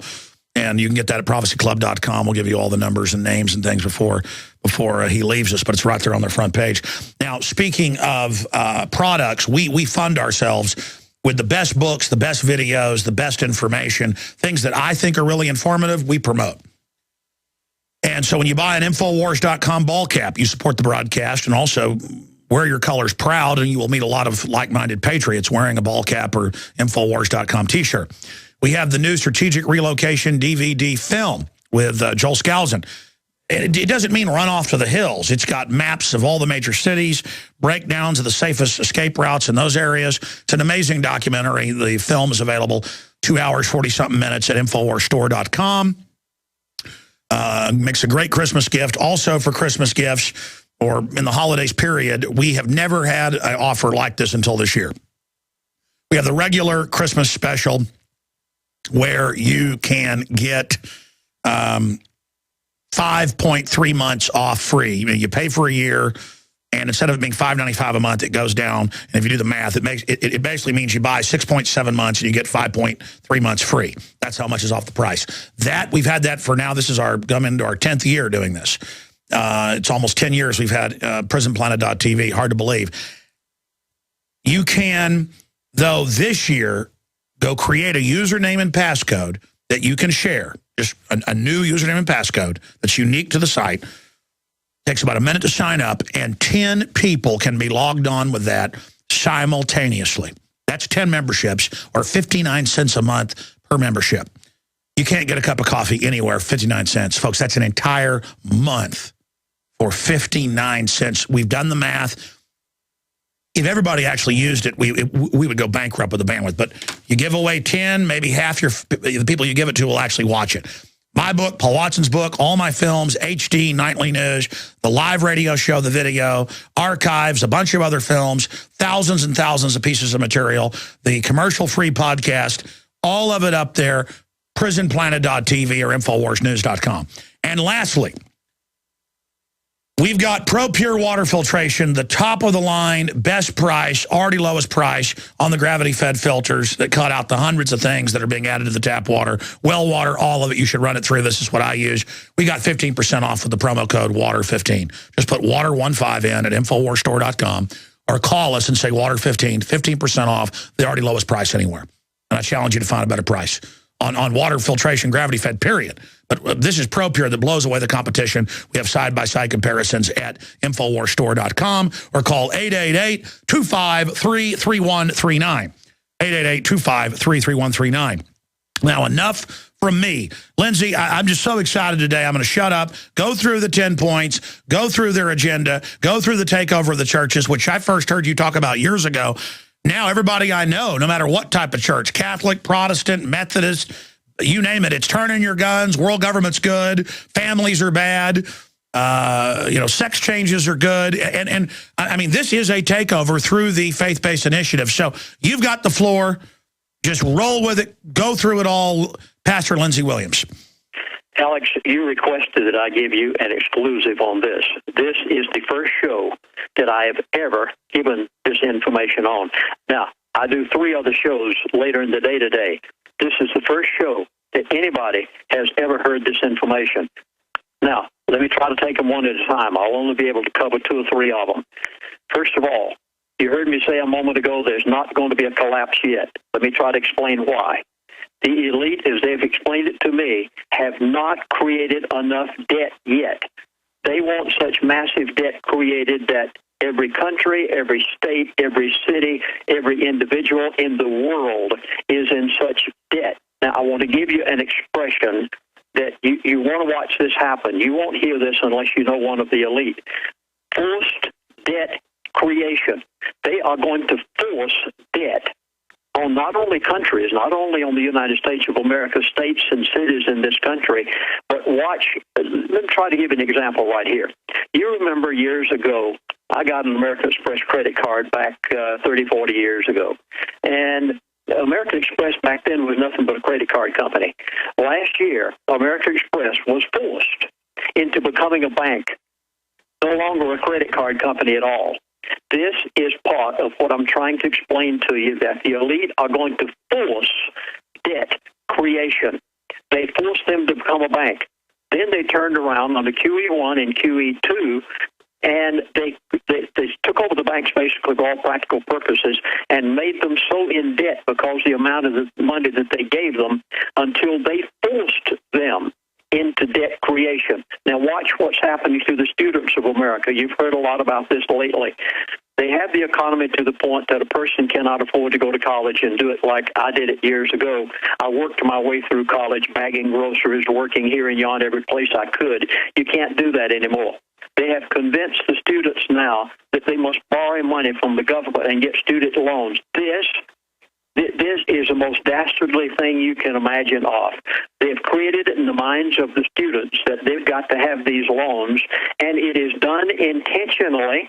They took it out of the hands of private individuals and institutions, and the government now is handling it. They want those students to be so in debt when they come out of college that they are under the total control of the government and eventually will be able to go into bankruptcy. And every bit of this is a part of the agenda of forced debt creation. Now, this fiscal cliff you're hearing about right now, It's the biggest bag of wind I think I've ever heard in my life. It is not what they are projecting it to be at all. This fiscal cliff, so my elite friend has told me, is folks, are you catching this? It is a part of the debt creation that they wished, and they're using the fiscal cliff words in order to get into your mind something that they want you to think. But on the backside of all of this is debt creation that is almost unbelievable. They did the same thing 3 times in Europe the last 4 years. It's to terrorize you into accepting new taxes. Exactly right. Again, please let me express to you, the elite do not want a collapse right now. And it may not take place for the next 2 years. It may not take place for the next 3 years. It is going to happen within this 4-year period. But in order to bring in the New World Order the way that they want it, they have got to force. I hope you're catching this word. I didn't say debt creation. I said forced debt creation in order to be able to create the atmosphere that they want of your acceptance of the New World Order. That's why they make you buy health care, even though it bankrupts you, to go into debt. They're going to make you do everything. If they can't make you go on welfare, they're going to make you go under their system one way or the other. Middle class, please. Oh, goodness, folks, you've got to know what they have planned for you. The middle class. Now, all you've heard is about the rich. Tax the rich, tax the rich. Come on, give me a break. This is nothing but a smokescreen. They are going to tax the middle-class American into oblivion. Are you catching this? Now, watch it. I don't know what kind of a tax they're going to put on you. But you won't mark my words. Before this physical cliff thing is over, you'll have in front of your eyes one of the most horrifying situations that you've ever imagined in your life, because they are only getting your mind ready for a tax, a number of different taxes. Number one, you may have a marginal minimum tax. It's been suggested. You may have a national sales tax. You already have an Obamacare tax.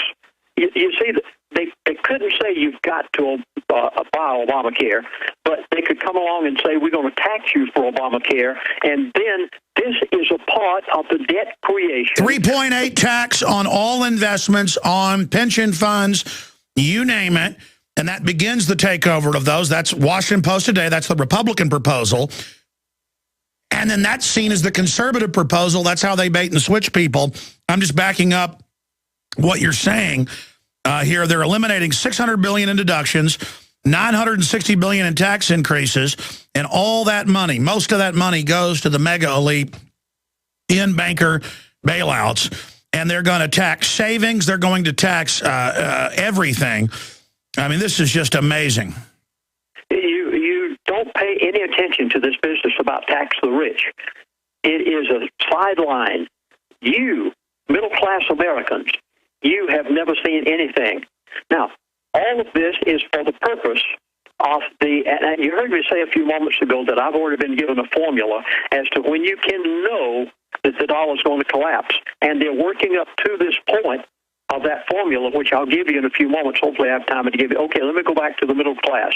You heard what Walmart did on yesterday. Number one retailer in the United States of America. In the Obamacare program, it says that if any person has under 30 hours of work per week, that they don't fall under the auspices of Walmart having to pay for Obamacare for them. You folks have killed yourself. You can't imagine how you should have rebelled against this. Do you realize that nothing but management personnel of Walmart are going to have jobs of 30 hours and more per week from this point on, and everybody else will be considered part-time help so that they don't have to pay for Obamacare? But that didn't happen by chance, people. Oh, my goodness, I wish I could get you to see it. This is happening by design, which I was told 3 weeks ago by my elite friend when he told me 10 agendas that every American in this country will face, and when Walmart cuts down to 30 hours or less with all of those thousands and thousands of employees, do you realize that it is going to put every one of them into such massive debt that they are going to say, oh, government, please give us a food stamp, give us some welfare, give us a new currency, give us a new constitution. People, do do you see what is happening to you, this massive... They've doubled the food stamps from 25 million to close to 50 million in 4 years. This is the domestication, the sharecropper, your soul to the company store, total takeover. Get into that formula you were talking about. Okay, here we go. Please, I hope you've got pencils and paper there. And you'll hear it explained in detail in my new DVD series. Here's the formula. You remember that when Bernanke announced that the Federal Reserve was going to purchase $40 billion per month of mortgage-backed securities. And, of course, I came out all over America and told people that what was going to happen, but then my elite friend gave me just the other day. And now I can see through it, just as plain as day. What happened? As of every month, every single month that the Fed buys $40 billion worth of mortgage-backed securities, it automatically devalues the dollar between 3 and 4%. Did you catch this? Put it down on your paper. It automatically devalues the dollar by 3 to 4%. Now take 4% and start. Come on, use your calculator. Take that 4% and go every month of the year for 1 year, 2 years, 3 years, 4 years, and then tell me how much money you've got left at the end of the week. Okay, you must put food on the table. You positively have to put gas in that gas tank. And then you're going to have to put clothes on the back of children and food on the table. Now, at 4% devaluation of the dollar per month, how long is it going to take before the dollar has such a small purchasing power that you can no longer pay the house mortgage? And this is what they want. They don't want you to be able to pay that house mortgage, because the day you can't, the Federal Reserve, who has already bought that mortgage-backed security, is going to come in and repossess it. They are the elite who want to bring in the New World Order, and they will own every piece of real estate, mortgage real estate in the United States of America. Now, add something onto that. Come on. Let's do some math here.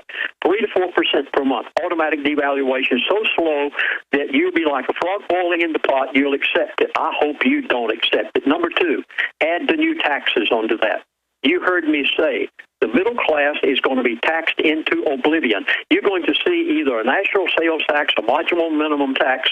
Obamacare has already come in. Okay, add something else onto that. Add on Obamacare. You haven't had to pay that before. Okay, see what you've got so far. You've got 4% per month devaluation. You've got massive amounts of new tax that 4% Obamacare. Then you got to buy the Obama. It just goes on and on. You're just adding it all up. Yeah.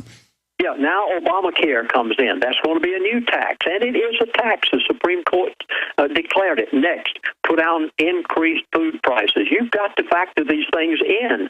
Then you take a 30-hour-only work week for everybody except the managing personnel of every Walmart, Target, every fast food restaurant in the country is going to cut back and have more employees with less than 30 hours of work week.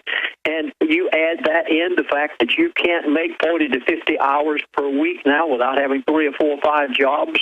Then you've got the Fed's $40 billion per month that the Federal Reserve is going to buy mortgage-backed securities. You factor in every one of those things and add them up. Please, you've got to do it. You must.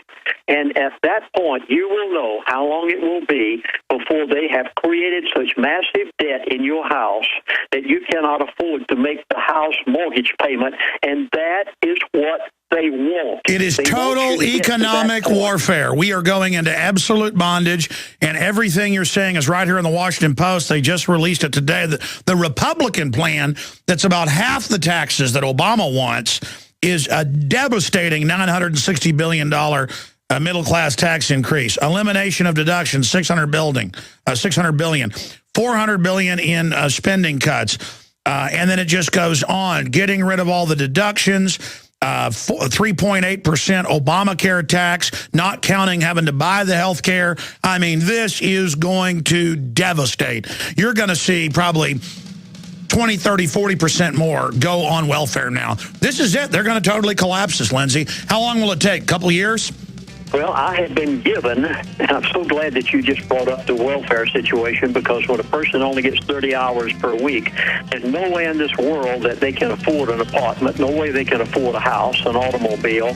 They've cut back, and I was just given how many people... Come on. Stay there. We're going to go there right now.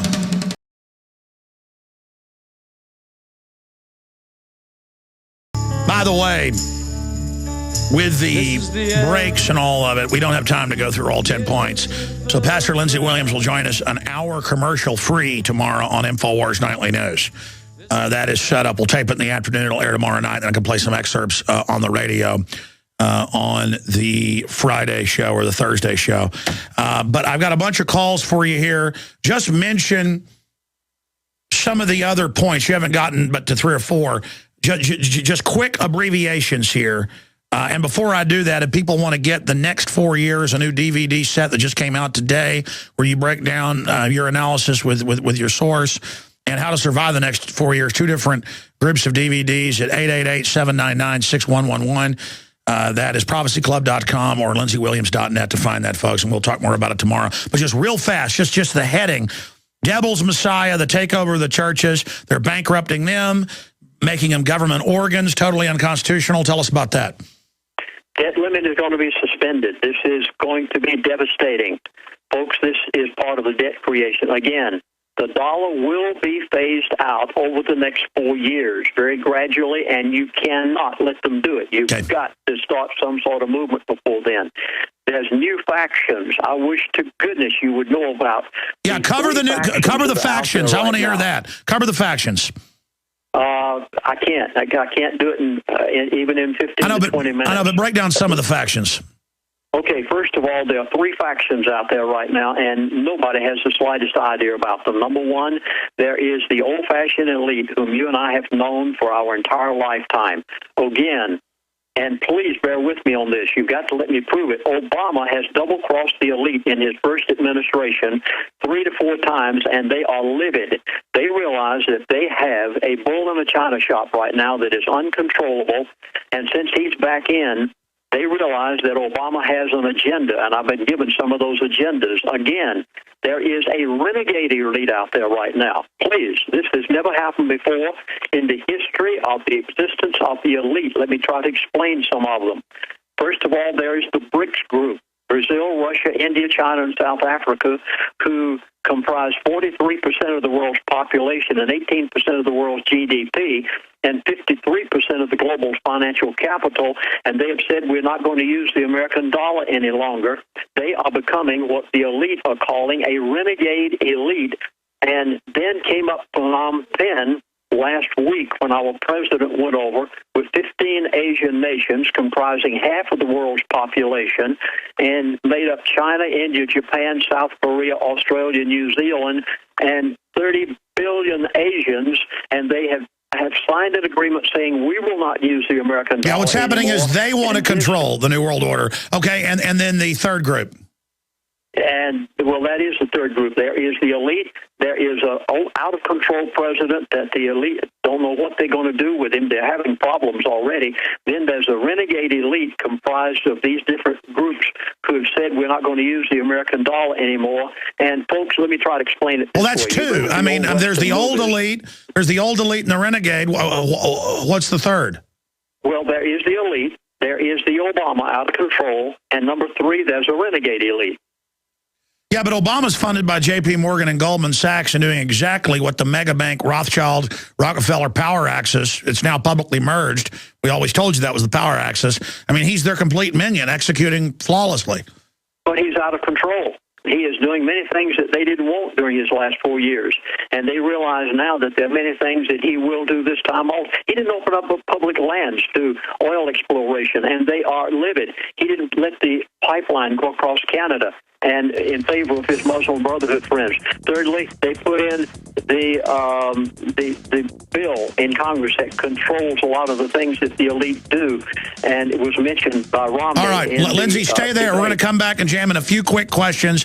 Mark in Colorado is listening on KHNC 1360 AM, and we've got a lot of other people there on hold. I don't know if I'll be able to get to them all because Max Keiser's coming up, and I don't want to cut him off. But, man, there is just so much to cover here with Lindsey Williams.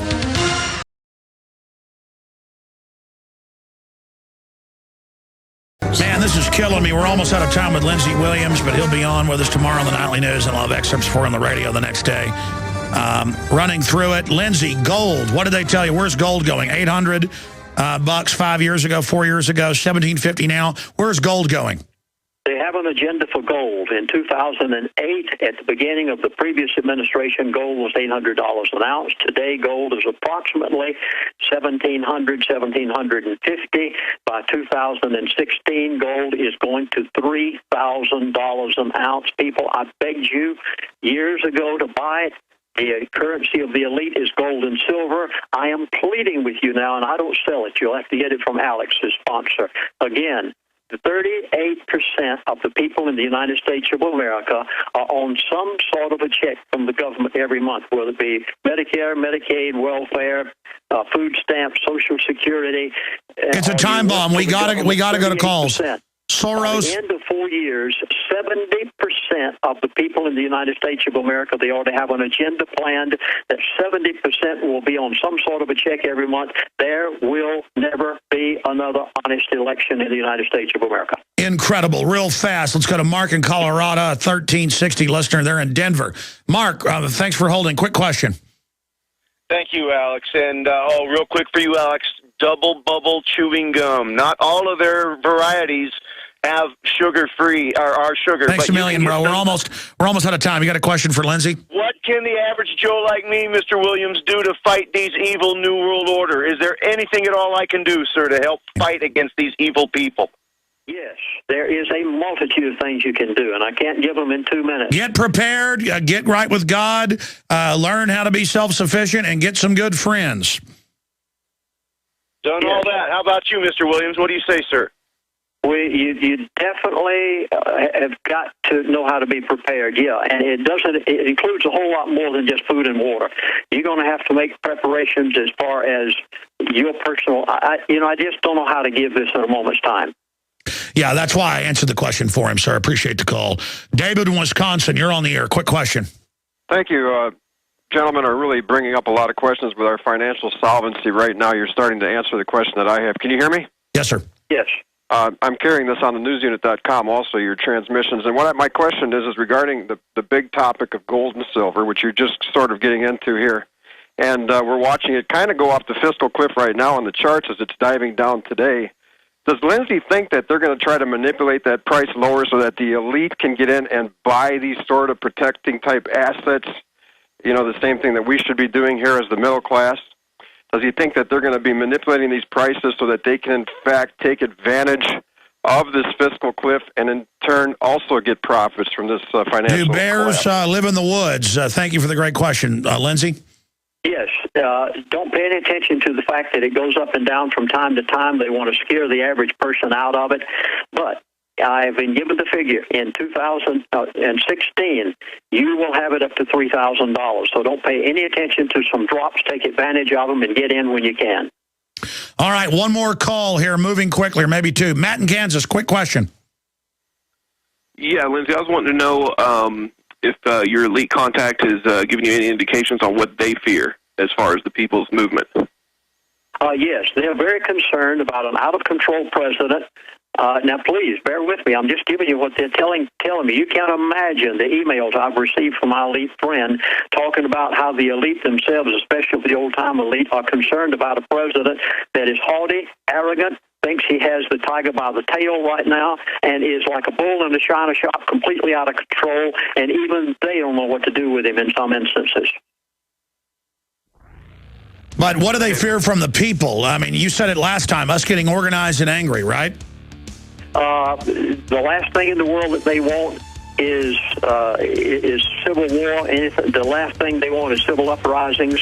They want to bring in the New World Order according to their plan. They may not be able to do it, but yet on the other hand, that's what they want. Yeah, that's why they don't like Obama, because he's so communist and hates guns so much.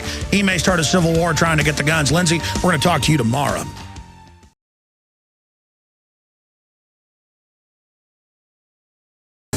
Well, Fox sports columnist that we've covered in the first hour has come out and said you are a member of the KKK if you're in the NRA or a gun owner, and has called for the ban of firearms for the American people. Bob Costas, as you know, then went and quoted him and said he, quote, agreed with everything that he had said, and then read it word for word off of a teleprompter. All of that news is up at Infowars.com and PrisonPlanet.com with the video and the audio of all of it. And the establishment thinks you're so dumb that the Republicans have come out with $960 billion in tax increases on the middle class, the $600 billion in deduction of the deductions, and the Obamacare 3.8% tax on investments, and that means your 401k. Unbelievable. And that's being called conservative. That's the compromise. Obama wants dictatorial power to have Congress just sign away the power of the purse to him when he's already operating like that on so many fronts. They're all just complete fronts. And here is Max Keiser with his big front page in the mighty London Independent. Max Keiser, Barack Obama is clueless. Mitt Romney will bankrupt the country. And that's exactly what he actually said back in November. And he wants to talk some about this article, but he obviously predicted that Obama would be the winner. But I mean, to say that Obama is clueless, I mean, we know Max doesn't really believe that, and that's Robert Chambers or Calmer's saying that. So we're going to get former, well, now retired stockbroker, top stockbroker, inventor of the Hollywood Stock Exchange, virtual trading specialist used on a lot of stock markets in the world today. It really needs no introduction here, but so much is going on. Here's an interesting one. McClatchy newspapers, I just can't get over this. Headline, Al-Qaeda linked group Syrian rebels once denied, now key to anti-Assad victories. And they admit our government's giving surface-to-air missiles to Al-Qaeda, that they're the groups making people suicide bomb or they kill their families. And this is the height of morality now. But I've got to give my rights up or Al-Qaeda will kill me. And here's some of the other news. T.S.A. seeks permission to conduct safety assessments on highways. T.S.A. is creating and maintaining a watch list of Americans who violate its policies. Breaking. The whole Trayvon Martin situation now with the bloodied photos. Why did the media cover that up in the government? Because they want to get racial division in this country. That is just some of what we've got. And then dealing with the financial fiscal cliff that Max Keiser has been talking about. Earlier, I read the headlines out of England. I'm looking for that article right now, where the Bank of England had said this is like a world war.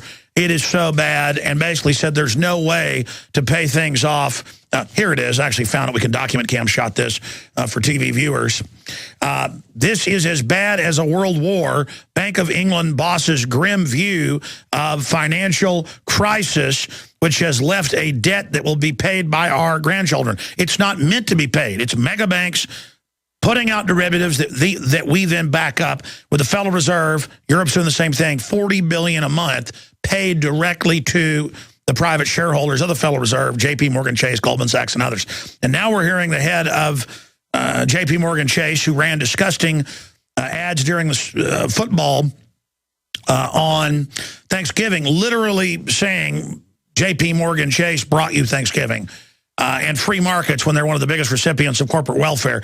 You can see their plan, global banker occupation. You can see it all now, totally naked in our face. And we have now entered the la-la land.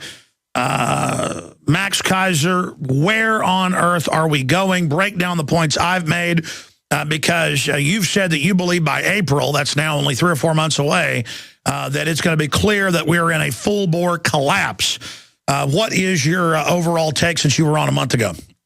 Oh, yeah, five months away to April. Am I holding to my prediction, Alex Jones, that you will have a catastrophic event?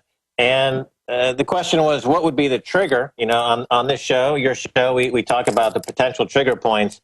And one that I mentioned a couple of months ago, which is now on the radar of a lot of people, is in Japan, because Japan has the worst debt situation in the world.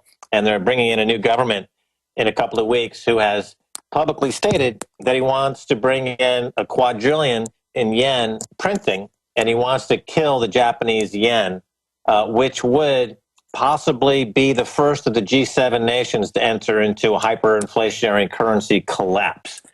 So I'm, that's kind of where I'm putting my chips right now. I think the global currency collapse could start in Japan, and I'm sticking to my timeline of the next 5 months. I want to direct your attention to something that just came out a couple of days ago.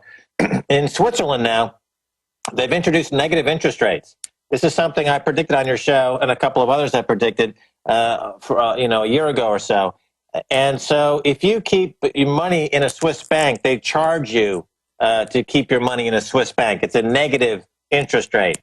This is a form of a capital control. They don't want people putting their money into Switzerland. So if you're trying to escape, let's say you're a Japanese yen investor and you're trying to escape the yen and you want to put your money in Switzerland, the Swiss government will charge you to keep your money in a Swiss money market or cash account. And right now there are 6 countries in Europe that charge negative interest rates, with Switzerland charging a negative up to 0.5 percentage point to a point on 2-year paper. And there's 5 other countries that offer negative interest rates. So this idea of putting your money someplace where it's going to be safe, well, these countries have figured this out, and they're charging you to keep your money in the bank. So not only do you have inflation to deal with, but you have the fact that the banks are now openly confiscating your money using negative interest rates. This, of course, will come to the United States soon enough, and so it'll come to the UK as well. Here's another big story from Just Breaking, which is part of what we talked about on your show before. Corrections Corps of America, the company that is the biggest private prison operator in America, the company that just did a deal with 48 states in America saying that we'll take your prison business from you and we'll run your prisons if you guarantee 98% occupancy. That is to say, you put people in prison. Well, it just came out that Corrections Corps of America is using gangs to run their prisons. So this is like a gang Ponzi scheme where the gangs run the prisons to go and put more gangs in prison to run the prison. And then they rotate them out back on the street to be protected by the police, the certain groups to run the drugs, to launder it back through the mega banks publicly who've been caught and don't get in trouble, who then own the subsidiary private prisons. So it's an absolute full spectrum dominance program.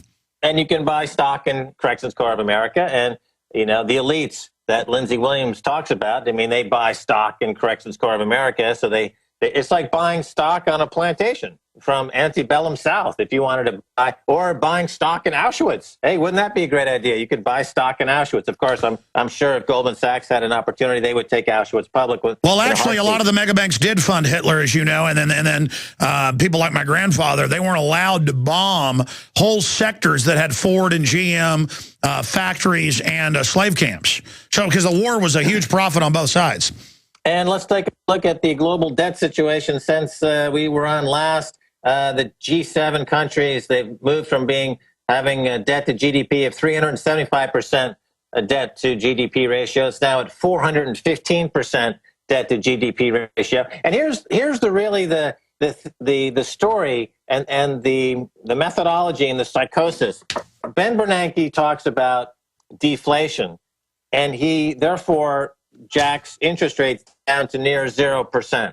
In fact, by putting interest rates near 0%, he causes deflation. He causes now the insurance industry has stated that because interest rates are so low, they can no longer operate as insurance companies. So if you don't have insurance, you don't have private property. If you don't have private property, you don't have capitalism. So the insurance industry is now saying we can't operate with this low interest rate environment, so that's a form of deflation. The wages are getting completely scrubbed. There hasn't been any wage growth in years. That's a form of deflation. And so Bernanke says we're going to lower interest rates to fight deflation. But in fact, by lowering interest rates, he's guaranteeing deflation. At the same time, he is creating, and this is a remarkable statistic, the bond market in America is at a 240-year high.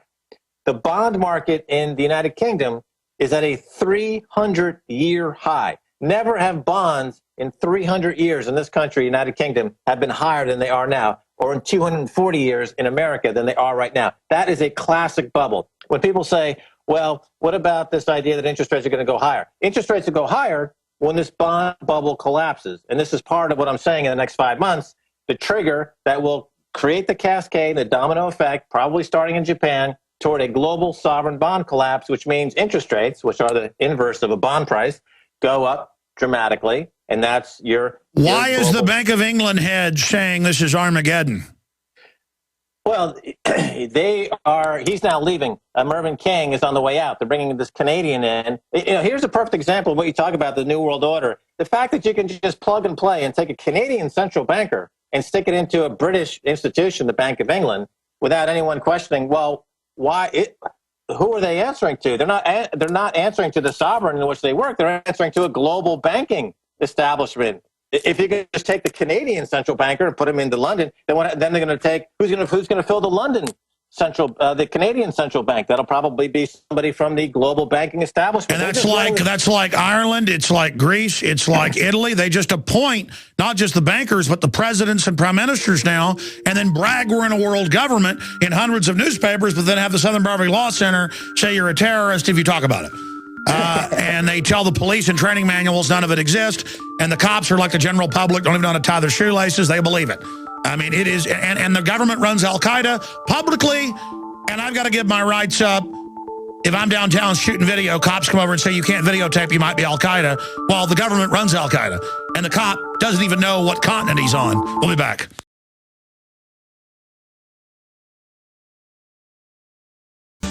So Whitlock of Fox Sports says if you own a gun or remember the NRA, you are a KKK racist, period. Bob Costas picks up his column and agrees that handguns should basically be banned and guns are causing crime.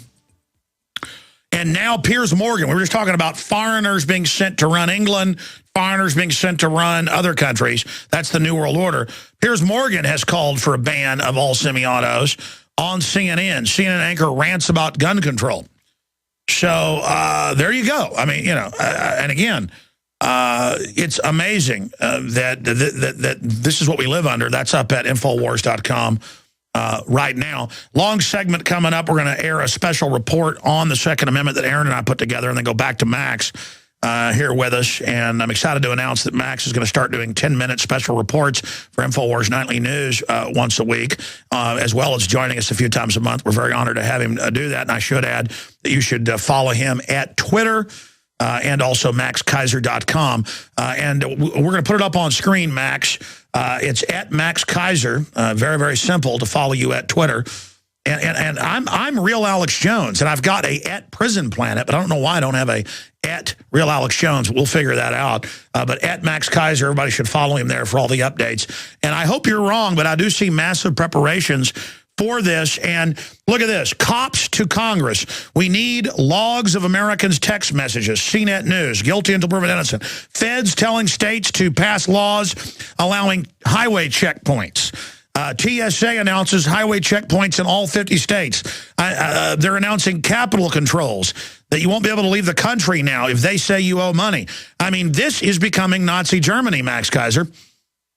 Well, it's not the capital controls. It's not just even trying to leave money, leave the country across borders. It's, the central banks don't trust each other. That's why the lending is not being made. A lot of people are complaining that the banks are not lending enough to stimulate business because the banks are hoarding cash, and they're hoarding cash because they don't trust each other, because they know that a credit freeze like in 2008 or a collapse, as I'm predicting will come, they need that money on hand to pay themselves, basically, and they don't trust each other. This is another reason why since 2009 the central banks have been buying gold.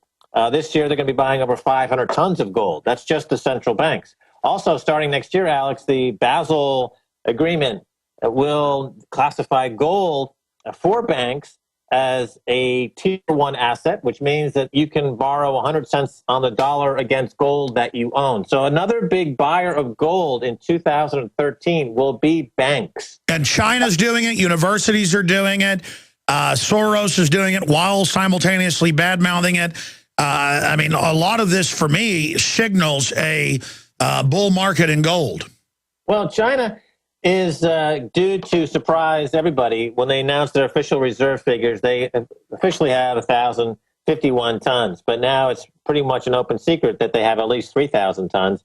They're the biggest gold producer in the world, the biggest gold miner in the world. None of the gold leaves China. There was a report that came out a couple of weeks ago proving or suggesting or indicating that no gold bar circulating in the vaults of any of the banks around the world have any Chinese stamps on them, because China does not let this gold leave China. They're out all over the world accumulating gold. They want to get enough gold in-house to give them protection against that huge reserve of dollars that they have. They have 3 trillion paper money reserves, over $1 trillion of that. They're massively hedging with gold, and who else is doing that? Basically everybody. Well, Mexico has increased their gold position by thousands of percentage points. Korea's been buying gold. Every central bank in the world, many of the central banks in the world are buying gold. Some are famously not buying gold, like the Bank of England sold. What about all the fake tungsten? I heard you talking about that 5 years ago. It's surfacing in vaults and government and private central banks everywhere. Well, when the paper money collapses, tungsten's not that bad a thing to have. Anything that's not paper is going to be valuable against a paper money apocalypse that's coming. But the tungsten has been an issue for years and years. It's one of another concern. You need to keep your head up and make sure you don't. Sure, my point is the gold-covered tungsten is surfacing everywhere. The big gold market, and it's not enough of an issue to alter these big trends that we're seeing. No, I understand. I'm just saying that shows that these Western banks don't have as much gold as they've said they have. Well, the bigger problem is that they've leased it out. This is why a lot of the gold in central banks' vaults that they've leased out, now there's a big question mark whether that gold is actually there. Now, to contrast this with what we saw in the United States a couple of weeks ago, when it was thought that... Okay, Max, we're going to break. Your mic's distorting just a tad. You may want to back off it a bit. We're going to have the special report on guns and the attack on them, and then back to Max Keiser.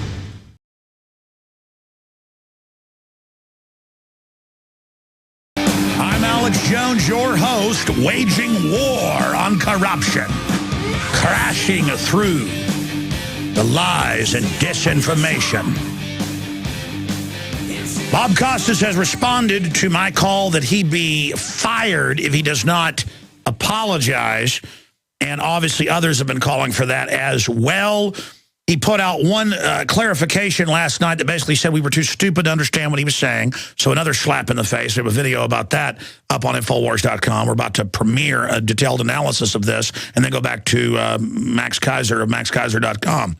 He then went on in a new USA Today that has a transcript of here on the Dan Patrick Show today, this morning, saying that sometimes the quality of those who oppose you speaks for itself.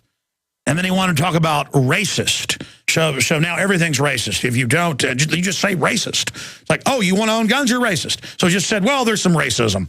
And then he goes on to say a discussion should ensue about the football culture, which is totally degenerate nowadays, and he added the gun culture. See, they're trying to blame guns for the gangster culture. Domestic violence. So now guns are domestic violence. Those issues should be discussed if we're looking for some kind of elusive perspective. Some more arrogant statements here. So not a real apology, but he's gone from saying, oh, let me correct misinterpretations to, oh, let me correct mistakes, to, but still you shouldn't be able to own guns. So you need to be fired, Costas, okay? And everybody knows who you are. And there's going to be a boycott of the NFL because they authorized what you did. Same thing, NBC. And Fox this all started with their columnist on Fox Sports saying the Second Amendment needs to be banned, and anybody that owns guns are racist, and whites are basically inherently bad people. And I guess that's what you see out of Rupert Murdoch right there. Just unbelievable how disgusting this is. We're going to air a report I did with Aaron Dykes on this, premiering here. And then we're going to go right back to Max Keiser with how he sees the collapse unfolding. Because unfortunately, it looks like he may be right, and it's an engineered collapse and ways we can protect ourselves with Max Keiser. But first, here's this report. People who have credibility with young people should be on the television telling these youngsters that it's wrong to carry a gun. Ultimate tragedy, bloodied and dead. Javon Belcher's action. Handguns do not enhance our safety. And just really brainwash people into thinking about guns in a vastly different way. The assault weapons ban made sense. Well, the establishment's war against the right to keep and bear arms and the rest of our Bill of Rights is now reaching a high tide mark. And you can make no mistake, Bob Costas during Sunday Night Football on NBC was declaring war on the Second Amendment. You want some actual perspective on this?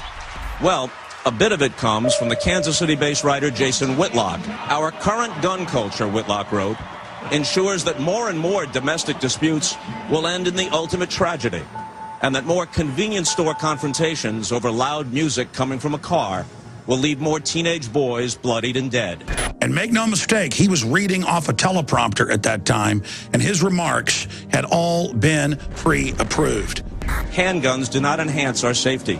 They exacerbate our flaws, tempt us to escalate arguments, and bait us into embracing confrontation rather than avoiding it. Turning the NFL into even more of a propaganda tool of the authoritarians that control Washington, D.C. If Javon Belcher didn't possess a gun, he and Cassandra Perkins would both be alive today. Leave it to NBC and Bob Costas to take a tragic event and try to capitalize on it to destroy the Second Amendment of our Bill of Rights and Constitution. Coming out and blaming a tragic shooting on the Second Amendment is asinine. It's like blaming obesity on spoons and forks, but that's exactly what he did.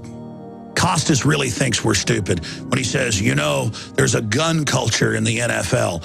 You mean the thug culture that's in the NFL? Pit bull fights and all the rest of it? You mean that culture? They're trying to claim that the American gun culture is the thug culture that's in the NFL. Don't blame us for your culture of drugged out of their mind athletes on pain pills and psychotropic drugs like Prozac known to cause psychotic breaks, and men who have had concussions after concussions after concussions going home and killing their families. And you notice Bob Costas says, I know in the days to come the NFL may get blamed, but you can't deny it's guns. If there wouldn't have been guns, this wouldn't have happened. He's saying, let's blame the Second Amendment. Let's blame one of the few rights left in this country.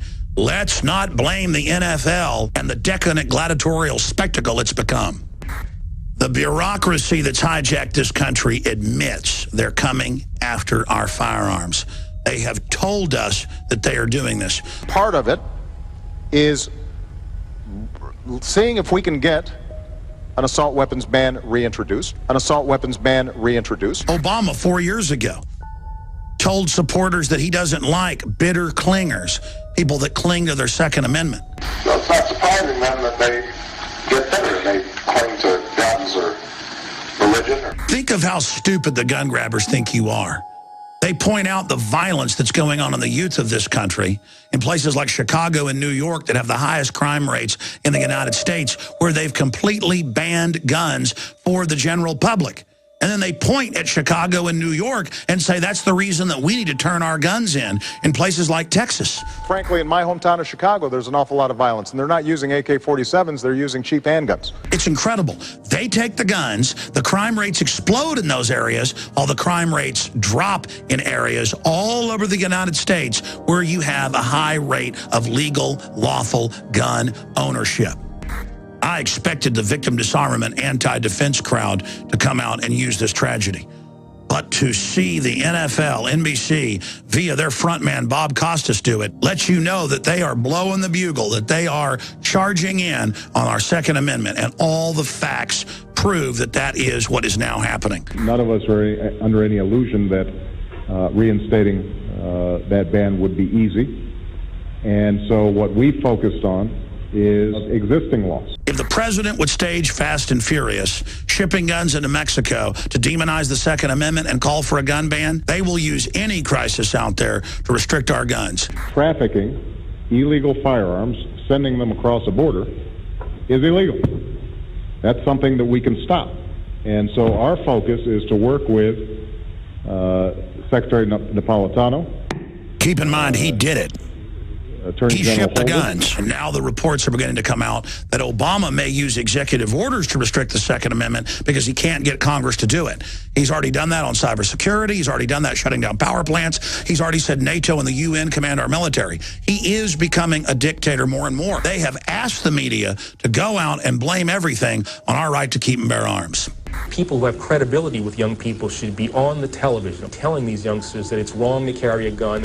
So what you're seeing is part of the brainwashing that Attorney General Holder called for more than 15 years ago and is calling for again. And just really brainwash people into thinking about guns in a vastly different way. And the fact that Costas would be authorized to do something like this during Sunday football with the NFL lets you know they mean business. A corporate company man like Costas, you know he got it approved. So this is the NFL and NBC endorsing an attack on one of the few basic liberties that America has left. Unbelievably outrageous, and signals a coordinated attack on the Second Amendment. And if we won't speak out against this now, if we won't demand that Bob Costas at least apologize for using this tragedy, we're going to lose our Second Amendment. Now, Hank Williams Jr. said this country was turning into a dictatorship, and he was fired. You mean when John Boehner played golf with President Obama? Oh, yeah. It'd be like Hitler playing golf with Netanyahu, okay? Okay. Not hardly. All we're asking for is that Bob Costas apologize and that the NFL repudiate what was said, as well as NBC. But if that is not done, I promise you this, and over 150 million other gun owners in this country do as well, we are not going to rest until the NFL loses a large portion of their audience and NBC sponsors or boycotted. It's time to turn off the NFL. It's time to turn off NBC, and it's time to stop watching that little globalist frontman, Bob Costas. It's time to take it personal when they try to take our guns. That's why I'm calling for everyone to mail spoons with a note explaining to NBC that blaming guns for crime is like blaming spoons for fat people. And it's time to mail Bob Costas spoons. We're going to put the address under this video in the links below.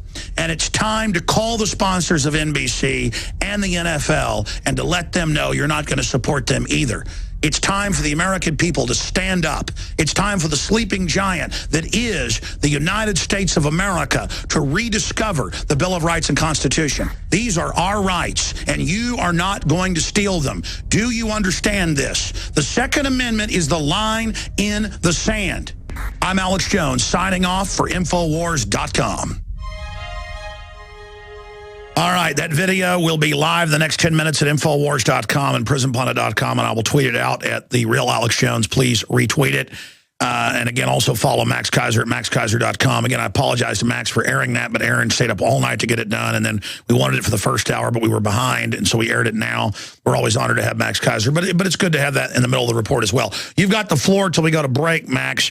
Any comments on the gun thing, but getting back into your bold prediction that the collapse is really going to accelerate in April. You've already broken down why that's happening. We've got the head of the Bank of England saying what you're saying now, and you're in England right now. That's pretty creepy. So tell us what it'll look like and where it goes from there. Hey, well, first of all, O.J. Simpson didn't have a gun. Didn't stop him from killing his wife. Wow, that's incredible. I actually made that point in the video, but Aaron cut it out for some reason. Yeah, Nicole Simpson, she'd have done nice with a concealed carry when O.J. or whoever it was brought that knife to a gunfight. Yeah. Well, wasn't Bob Costas involved in that pedophile scandal with Sandusky for a while? He had him on his show, and they were trying to cover that up for a while until Sandusky got on the show and basically admitted he was a pedophile. And then Bob had... You see that image of him all shaken up, like, oh, my God, I invited a pedophile on my show. And then he tried to, talk his way out of it. So this guy's a loser. But anyway, talking about the collapse of the, central bank system and fiat currencies around the world, this is, as I say, baked into the cake. Now, I believe we're going to see it by April of 2013. If I'm wrong, I will happily admit that I was wrong on my timing. The trends are still there and they're still in place. Somebody else will get the timing perhaps better than I have. I'm going to stick to my timing. But, in the United States, it's remarkable that 2 weeks ago or 3 weeks ago, to give you an idea of the disconnect people have with what's happening in the central banks on Wall Street, remember when there was a threat that we're going to close down the producer of Twinkies. And then within an hour, Twinkies were selling for $8,000 a Twinkie on eBay. Now, that gives you an idea of the disconnect in the United States that the average person has with what the values are that run the system versus what the intrinsic value of a Twinkie actually is. So, you had this remarkable explosion of Twinkie buying on eBay because people were scared that suddenly Twinkies would not be available anymore. And then that mania passed 6 hours or 10 hours later, and it was on to some other mania. People, of course, would probably get totally caught up in an NFL game over the weekend where they can watch steroid-driven drug addicts pound each other over the head for $1 million a quarter. It's true. So they're just going from distraction to distraction. But meanwhile, the main theme here that I'm going to emphasize is the central banks themselves that for 30, 40 years were colluding in pushing a financialization, a transactionalization, a world where work and labor was replaced with technocracy and money. They no longer trust each other. That is a fundamental difference today. Started in 2009 after the big collapse of 2008, and we know that they don't trust each other because they themselves are the biggest buyers of gold. Now, here's the big moment that's going to change everything is when central banks who are now issuing money or creating money through quantitative easing to buy government bonds, one of those central banks is going to break ranks and they're going to start printing money to buy gold. And that will be the moment when gold starts to go on a magnificent tear on the upside and the global sovereign bond market starts to collapse. Because one of these banks is going to say, enough is enough. The obvious contenders are China and Russia. Those are the obvious contenders. The obvious contenders for a currency collapse, hyperinflation, we see in Japan and in the UK. The UK is has 900% debt to GDP. It's one of the worst in the world. So that's why we're here, because we're covering the collapse in London. And since we've been here, as you pointed out, the rhetoric coming out of the Bank of England is that quantitative easing doesn't work anymore, the debts are unsustainable, and the economy is collapsing, and there's very little that anyone can do. So that's pretty much the scenario up to this point. How is raising all these massive taxes in Europe and the United States going to fix things? So they're not idiots. They know when they raise taxes on the poor and middle class, it's going to make these countries like Greece, Ireland, Spain, the United States go into cardiac arrest. But that's what they're doing. The Republicans and Democrats are debating how much taxes to raise instead of talking about, trying to rebuild the country. What's your take on that? Well, raising taxes will not increase the tax take at the end of the year because it'll put more people and companies out of business than any incremental gain on a marginal tax increase. So net, the tax take is going to be worse. The reason I point to April of 2013 as my target date for the collapse is because I think the tax revenues reported for 2013 in the United States will be shockingly under estimates, and this will force the major rating agencies, Moody's, S&P, and Fitch, to downgrade the U.S. government bond. They've already downgraded it once. Sure. We think we're going to downgrade that again. But the establishment knows that, so they want to destroy the country. But the establishment is buying gold. That's what I'm saying. They're buying gold and silver, and because they don't trust each other, and they know that in extremis, even Alan Greenspan famously said that we learned from the collapse of Germany in the 40s that in extremis, only gold is counted as money, and Alan Greenspan, of course, is the maestro of the central bank that is the creator of the bubbles that of course are the monster that ate the global economy. So for him to even point this out is quite significant, and this is unknown amongst those who understand the history of banking and money. That when you have this type of crisis, gold is really the only extinguisher of debt is one way to put it. Sure, and they can continue to kind of put things off, but there's still that slow slide. I mean, the economy worldwide is getting worse and worse. I want to come back and ask you, Max.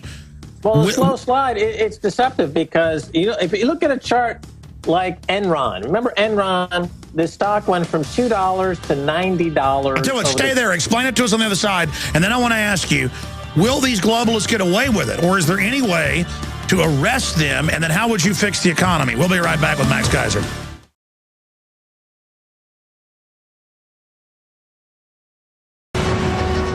We're doing a little bit of overdrive here into the next hour with Max Keiser at maxkeiser.com. Again, I'm Alex Jones, your host. Christmas is here. It's time to wake folks up. We've got the new issue of InfoWars magazine that will be sold out by the end of the day if you want to buy it in bulk at cost. You can also get a 12-issue subscription, a great gift to give people. If 12 magazines, glossy, full of info, won't wake them up, not much will.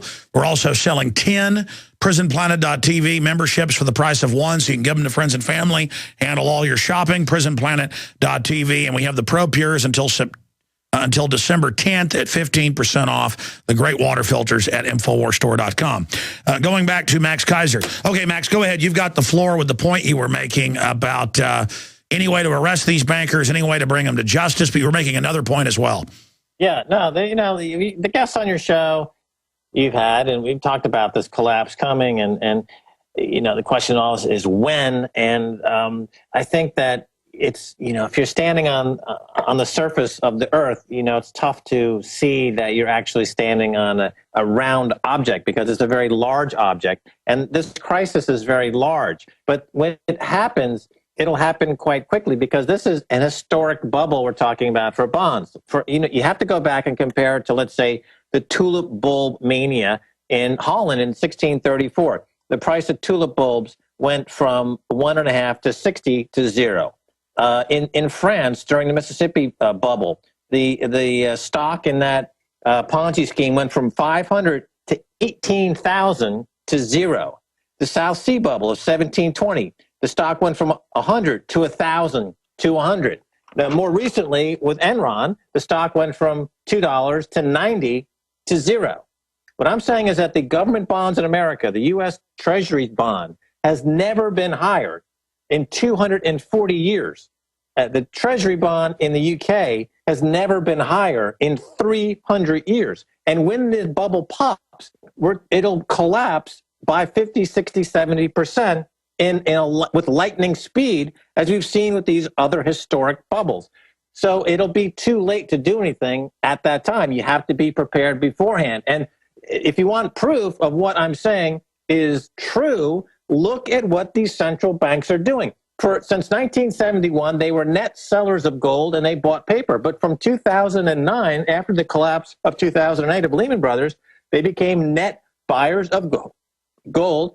They're buying over 500 tons this year. And because they don't trust each other, because they know this bubble is about to pop. I always go with the money. I go with the smart money. China has the money, and they're smart enough to be buying gold. The central bankers have the money, and pretty soon they're going to be issuing money to buy gold instead of the bonds that are in this huge bubble. And so those are the factors that we see in front of our face.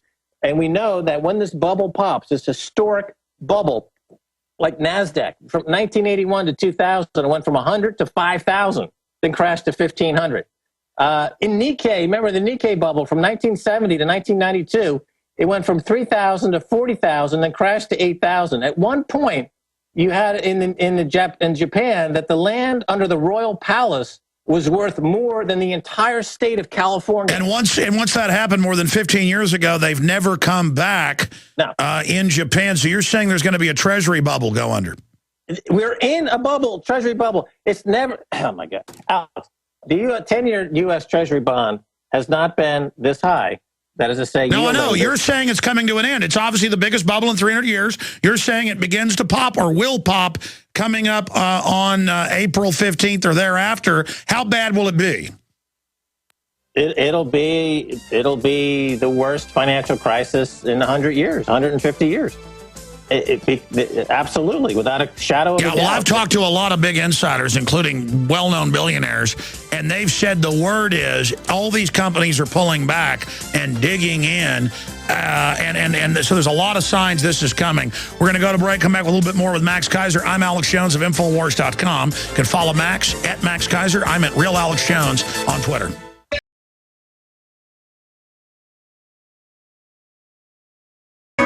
Yeah, got a big retransmission coming up in the rest of the hour. We've done over 3 hours here today. I'll be back tonight, 7 o'clock, InfoWars Nightly News. I think David Knight's doing the news tonight. We're going to have some other special reports. Tomorrow night, we premiere the big Ron Paul film. Get ready for that. We've got a bunch of other special things this week. My big interview with Joe Rogan in person here in Austin. Very powerful. That's coming up Thursday night on InfoWars Nightly News, and we'll air parts of it on the radio Friday. Max Keiser is our guest. And Max, you've got the floor still. Other points you'd like to make, we're all ears. I know I want to hear what you have to say. I mean, they're gearing up for a police state. We know they're going to try to just have all these new taxes and regulations. 6 years in jail, $100,000 fines for washing your car with soap suds going in the drain, dog poop, 6 years in jail, giant prisons opening everywhere. I don't think people understand. The new labor in America will be slave labor. It already is. Yeah, sure, absolutely. Because the economy is contracting, it's collapsing, and there's no growth. And you can't create growth by forcing interest rates down to zero. As a matter of fact, that creates deflation and it creates catastrophe, and they're not going to stop. Now, I don't know if you saw this, but on Monday, October 22nd of 2012, was a bombshell announcement from Germany. The statement from Germany included a previously classified report that reveals that the Bundesbank withdrew nearly 1,000 tons of gold from the Bank of England in 2001, decreasing Germany's gold holding in London from 1,400 tons to 500 tons. Now, the reason this is significant is that at the time, Gordon Brown sold 400 tons of Britain's gold. And now we know he did so because Britain was caught without the gold, Germany's gold. In other words, Germany went to repatriate their gold in 2001. And LIBOR has come out proving it's all rigged. I mean, it's all starting to collapse. I think you might be right about April. Well, what I'm saying is that Britain had sold Germany's gold. They sold Germany's gold, and then when Germany came to collect their gold, they didn't have it. So Gordon Brown had to force the gold market, crash the gold market by telegraphing a sale of 400 tons, which crashed the gold market down to $250 an ounce, which is considered to be Brown's bottom, the worst price in 20 years, to make good on that claim. And this is important because you've got Austria now and Germany, Venezuela, and all countries around the world that are repatriating gold, not because we're going to a gold standard, but because they are protecting themselves against currency collapse. That's a distinction that people don't understand. We're not going to a gold standard where people have hoards of gold located in banks around the world, and then because of trade imbalances, you will move gold from one stock to another. No, that's not what we're talking about. We're talking about these countries are now repatriating gold or amassing huge gold positions as a way to protect themselves against this fiat currency collapse, which is now a 100% dead certainty due to 0% interest rates, thanks to Ben Bernanke and other central bankers around the world that have thrown the global economy under the bus. There's hundreds of trillions of dollars worth of debt. Some call it, derivatives, which is another word for debt, which cannot possibly be paid back in 10,000 years, and there is no growth to pay for it anyway. So all that is going the way of the dodo. And the only thing that can give anyone any semblance of wealth preservation is going to be gold. I agree. We're almost out of time. Let me just say this. The one heartening thing I see is a lot of these top bankers are buying houses in armored retreats in third world countries and distant islands, and a lot of them are just pulling out and leaving. I think they know they're all going to get arrested. So we might actually be able to expose them and then use the crisis they've created to finally kick out the globalist. Great. What's funny about that? Well, they get on a jet and they're on an island in 2 hours, and we'll never hear from them again. But they're going to leave behind a complete and utter chaos, and there's currently no system to No, keep I agree. We're going to have to talk about this. You want to keep going, Max? You want to keep going in this subject? Or do you have... I'm an info warrior. Stay there. Overdriving.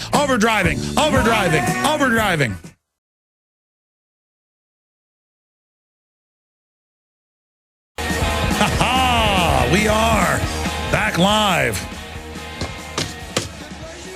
Devil take the split, the ace of spades. The new world order is upon us.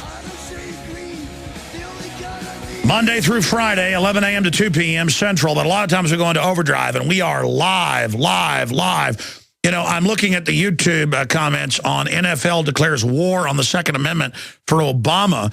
A highly produced, very powerful video piece I did with Aaron Dykes that Aaron stayed up all night to get completed, and it is now up at Infowars.com. It is now the featured video on one of our big YouTube channels, the one with 252 million views. And we need this to go mega viral because Costas is calling it a mistake because you're so stupid you don't understand him. His apology is an insult to everyone. So, Costas, that's it. You need to be fired. You guys fired Hank Williams Jr. for saying Obama was becoming a dictator. He clarified to say both parties were bad, and he was fired. Well, you need to be fired then. But I know you just want to get people fired who stand up for America. You want to be able to take our liberties and our basic freedoms. Now, Max Keiser is held over with us into overdrive here right now because we were getting into the economy. But one more point on guns, since he raised it. Yeah, Nicole Simpson and Ron Goldman, that was his name, wasn't it? They were both killed by someone wielding a knife. We all know it wasn't O.J. He's a wonderful person. But the point is that imagine if they would have had guns. But you always read about this place with gun bans like London and Chicago and New York and L.A. where it's highly restricted. People don't have guns. Somebody comes up with a knife and they stab you to death. I mean, somebody comes to me with a knife, or somebody comes to most people in Texas, people carrying guns, you just pull it out and shoot them. I mean, it's like a joke. It's like Indiana Jones and Raiders of the Lost Ark, where the guy's got the big sword and is going to chop his head off and does this fancy move, and he just pulls out his revolver and shoots him. Criminals don't want you to be armed. Criminals support gun control because they want disarmed slaves. And, you know, Bob Costas, it's not his fault that he came and called for a ban on the Second Amendment on handguns. It's the fault of the microphone. I agree with Bob Costas. Guns are at fault. Spoons are at fault for fat people. And Bob Costas's microphone is at fault. And O.J.'s not at fault. His knife is at fault. O.J. Simpson's knife is at fault. And a guy killed his dad and some other people with a dagger and a bow and arrow yesterday. The bow and arrow's at fault. Sorry, Max Keiser, I'm kind of ranting off into that subject. I'm beginning to understand the logic, though, that I am a racist because I'm against taking guns. In fact, Fox Sports guy says you're KKK. I know KKK passed the first gun laws in the U.S., so you'd actually, the KKK is for gun control, but doesn't matter. I guess he's right, history's wrong, and spoons are evil. Sorry, though. I mean, I guess they did dig out of Alcatraz with a spoon, at least in that Clint Eastwood movie, so maybe it is true. I mean, they say that, you know, Zero Dark 30's real, too. Easter Bunny's real. Sorry, Max, we've got 10 minutes left in this segment. You held over. Here's my question. I pointed out, can't we just arrest the globalists? They've committed all the crimes. MF Global got caught lying, stealing the money, didn't get in trouble. I mean, if the law was in place, they would all be going to jail, but you just laughed and said, well, yeah, but they'll all just fly to their island. My point is they're getting the islands and digging in Paraguay and places, and I've talked to some of the, you know, top minions of these people. They are scared of us, and they don't think they're going to get away with it because they were so greedy, none of them could even control themselves. So I understand they're going to leave us with the system, the predatory, cannibalistic, Soylent Green system, but it is a good sign that they don't think they're going to get away with it. Or what's your point on that? And how do we get out of this? How do we bring them to justice? I think we expose that they're the authors of this system. And so that collectivism through corporate fascism is always discredited via the crony monopoly system they've created that they use to scapegoat the free market. J.P. Morgan ran an ad about how they're free market and how they basically brought us America when they're the opposite of free market. How do we defeat that so they can't demonize real free markets? Oh, yeah, before I forget, wasn't Jimmy the Greek fired for alleged racist comments? Now, if Costas and his crew are saying that Second Amendment supporters are racist, then using the Jimmy Greek standard, that he should be fired. Well, yeah, I mean, the guy he quoted, he said he endorsed the columns, says that just inherently whites are racist and inherently gun owners are, quote, KKK. Oh, okay. Well, they fired Jimmy the Greek for making allegedly racist comments, so Bob Costas has got to go. So, yeah, the folks who are trading the billions out there who can hop on an airplane and land anywhere and I just sent you a story. This was in Spiegel, their Spiegel magazine. This is a new study that came out. Share traders are more reckless than psychopaths. So it's incorrect to equate J.P. Morgan and Jamie Dimon to a psychopath. He's much more reckless than a psychopath. Yes. And that's what the problem is that you're dealing with much worse element than your common garden variety mass murderer. You're dealing with somebody who's diseased to the point of there is very little that's in the case history of medical records to really classify the mind of a Jamie Dimon or a Lloyd Blankfein or some of these bankers here in London. They've taken serial, the point was made that you pointed at the top of the show that the current crisis has created devastation like a world war.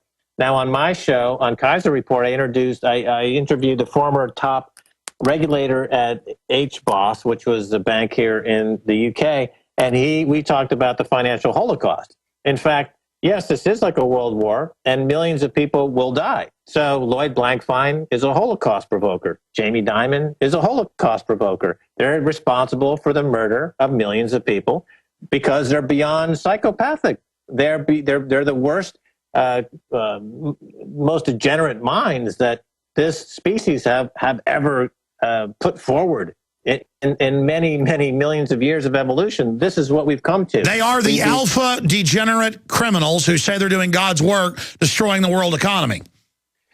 And the proof is in the people committing suicide every day around the world as the result of their austerity measures that they put in place to pay themselves these bonuses. I just got a story confirmed today that Papandreou, the former head of Greece, they just found 550 million euros in his mom's account. Remember that when they refused to do the referendum in Greece, giving the people a chance to vote on the Troika's takeover of Greece, I said at the time this was for some kind of payoff.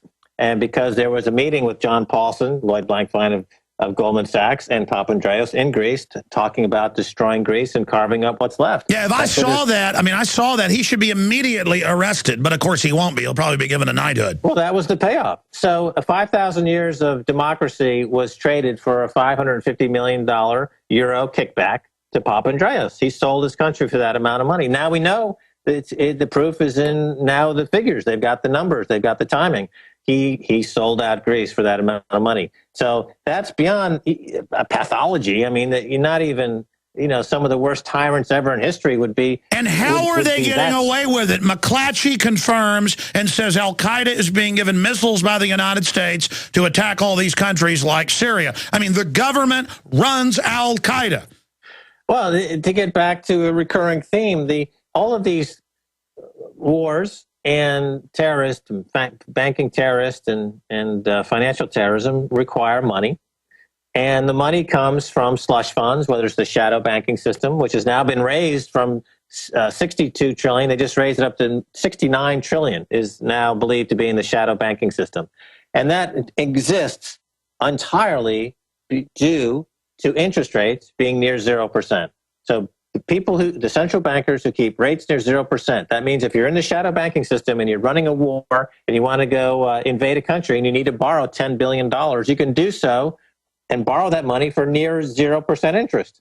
And that's what fuels the malevolent aspects of society, the cacocracy, the kleptocracy, the worst elements of our society. The sickest psychopaths in history are being fueled with borrowed money that they can borrow for 0%. Imagine if you take a Genghis Khan and you say, hey, Genghis, here's the bank, and we're going to let you borrow any amount of money for 0% interest rate, and you never have to pay back the interest. Just how much do you need? 10 billion, 20 billion, 30 billion? The worst tyrants in history. Now we've given them carte blanche, an open check, blank check at 0% interest rate. So they're doing the worst things you could possibly imagine because they have all the money in the world to do the worst things. And there's nobody suggesting that interest rates should be increased because they keep saying, well, we have to worry about deflation. No, that's not true. You're causing the deflation. They're causing this catastrophe with low interest rates. To weed out this plague of banking terrorists, you need to raise interest rates to increase their cost of funds so they can't afford to do what they're doing. But no one's going to do that. As a matter of fact, they're dropping interest rates to below zero. In Switzerland, the rate on your savings account is now negative. They make you pay to put money there because, and again, they have a depression in the real economy, but inflation in the goods, a double whammy. Also, they can give themselves free money. Amazing. Max Keiser, we've got 60 seconds left. Final comments. Well, you know, it's whether my date it holds up, my April date for a major break, possibly Japan, we'll see. I have no reason to move that date based on the increase in anxiety and pressures and gold purchases by central bank. These things are coming together in real time. I hope I'm correct, because I'd like to go down, you know, on your show as having called it to within a 1 week time period. That's my goal, to be the most prescient prognosticator of the year. You know, I hope it works out.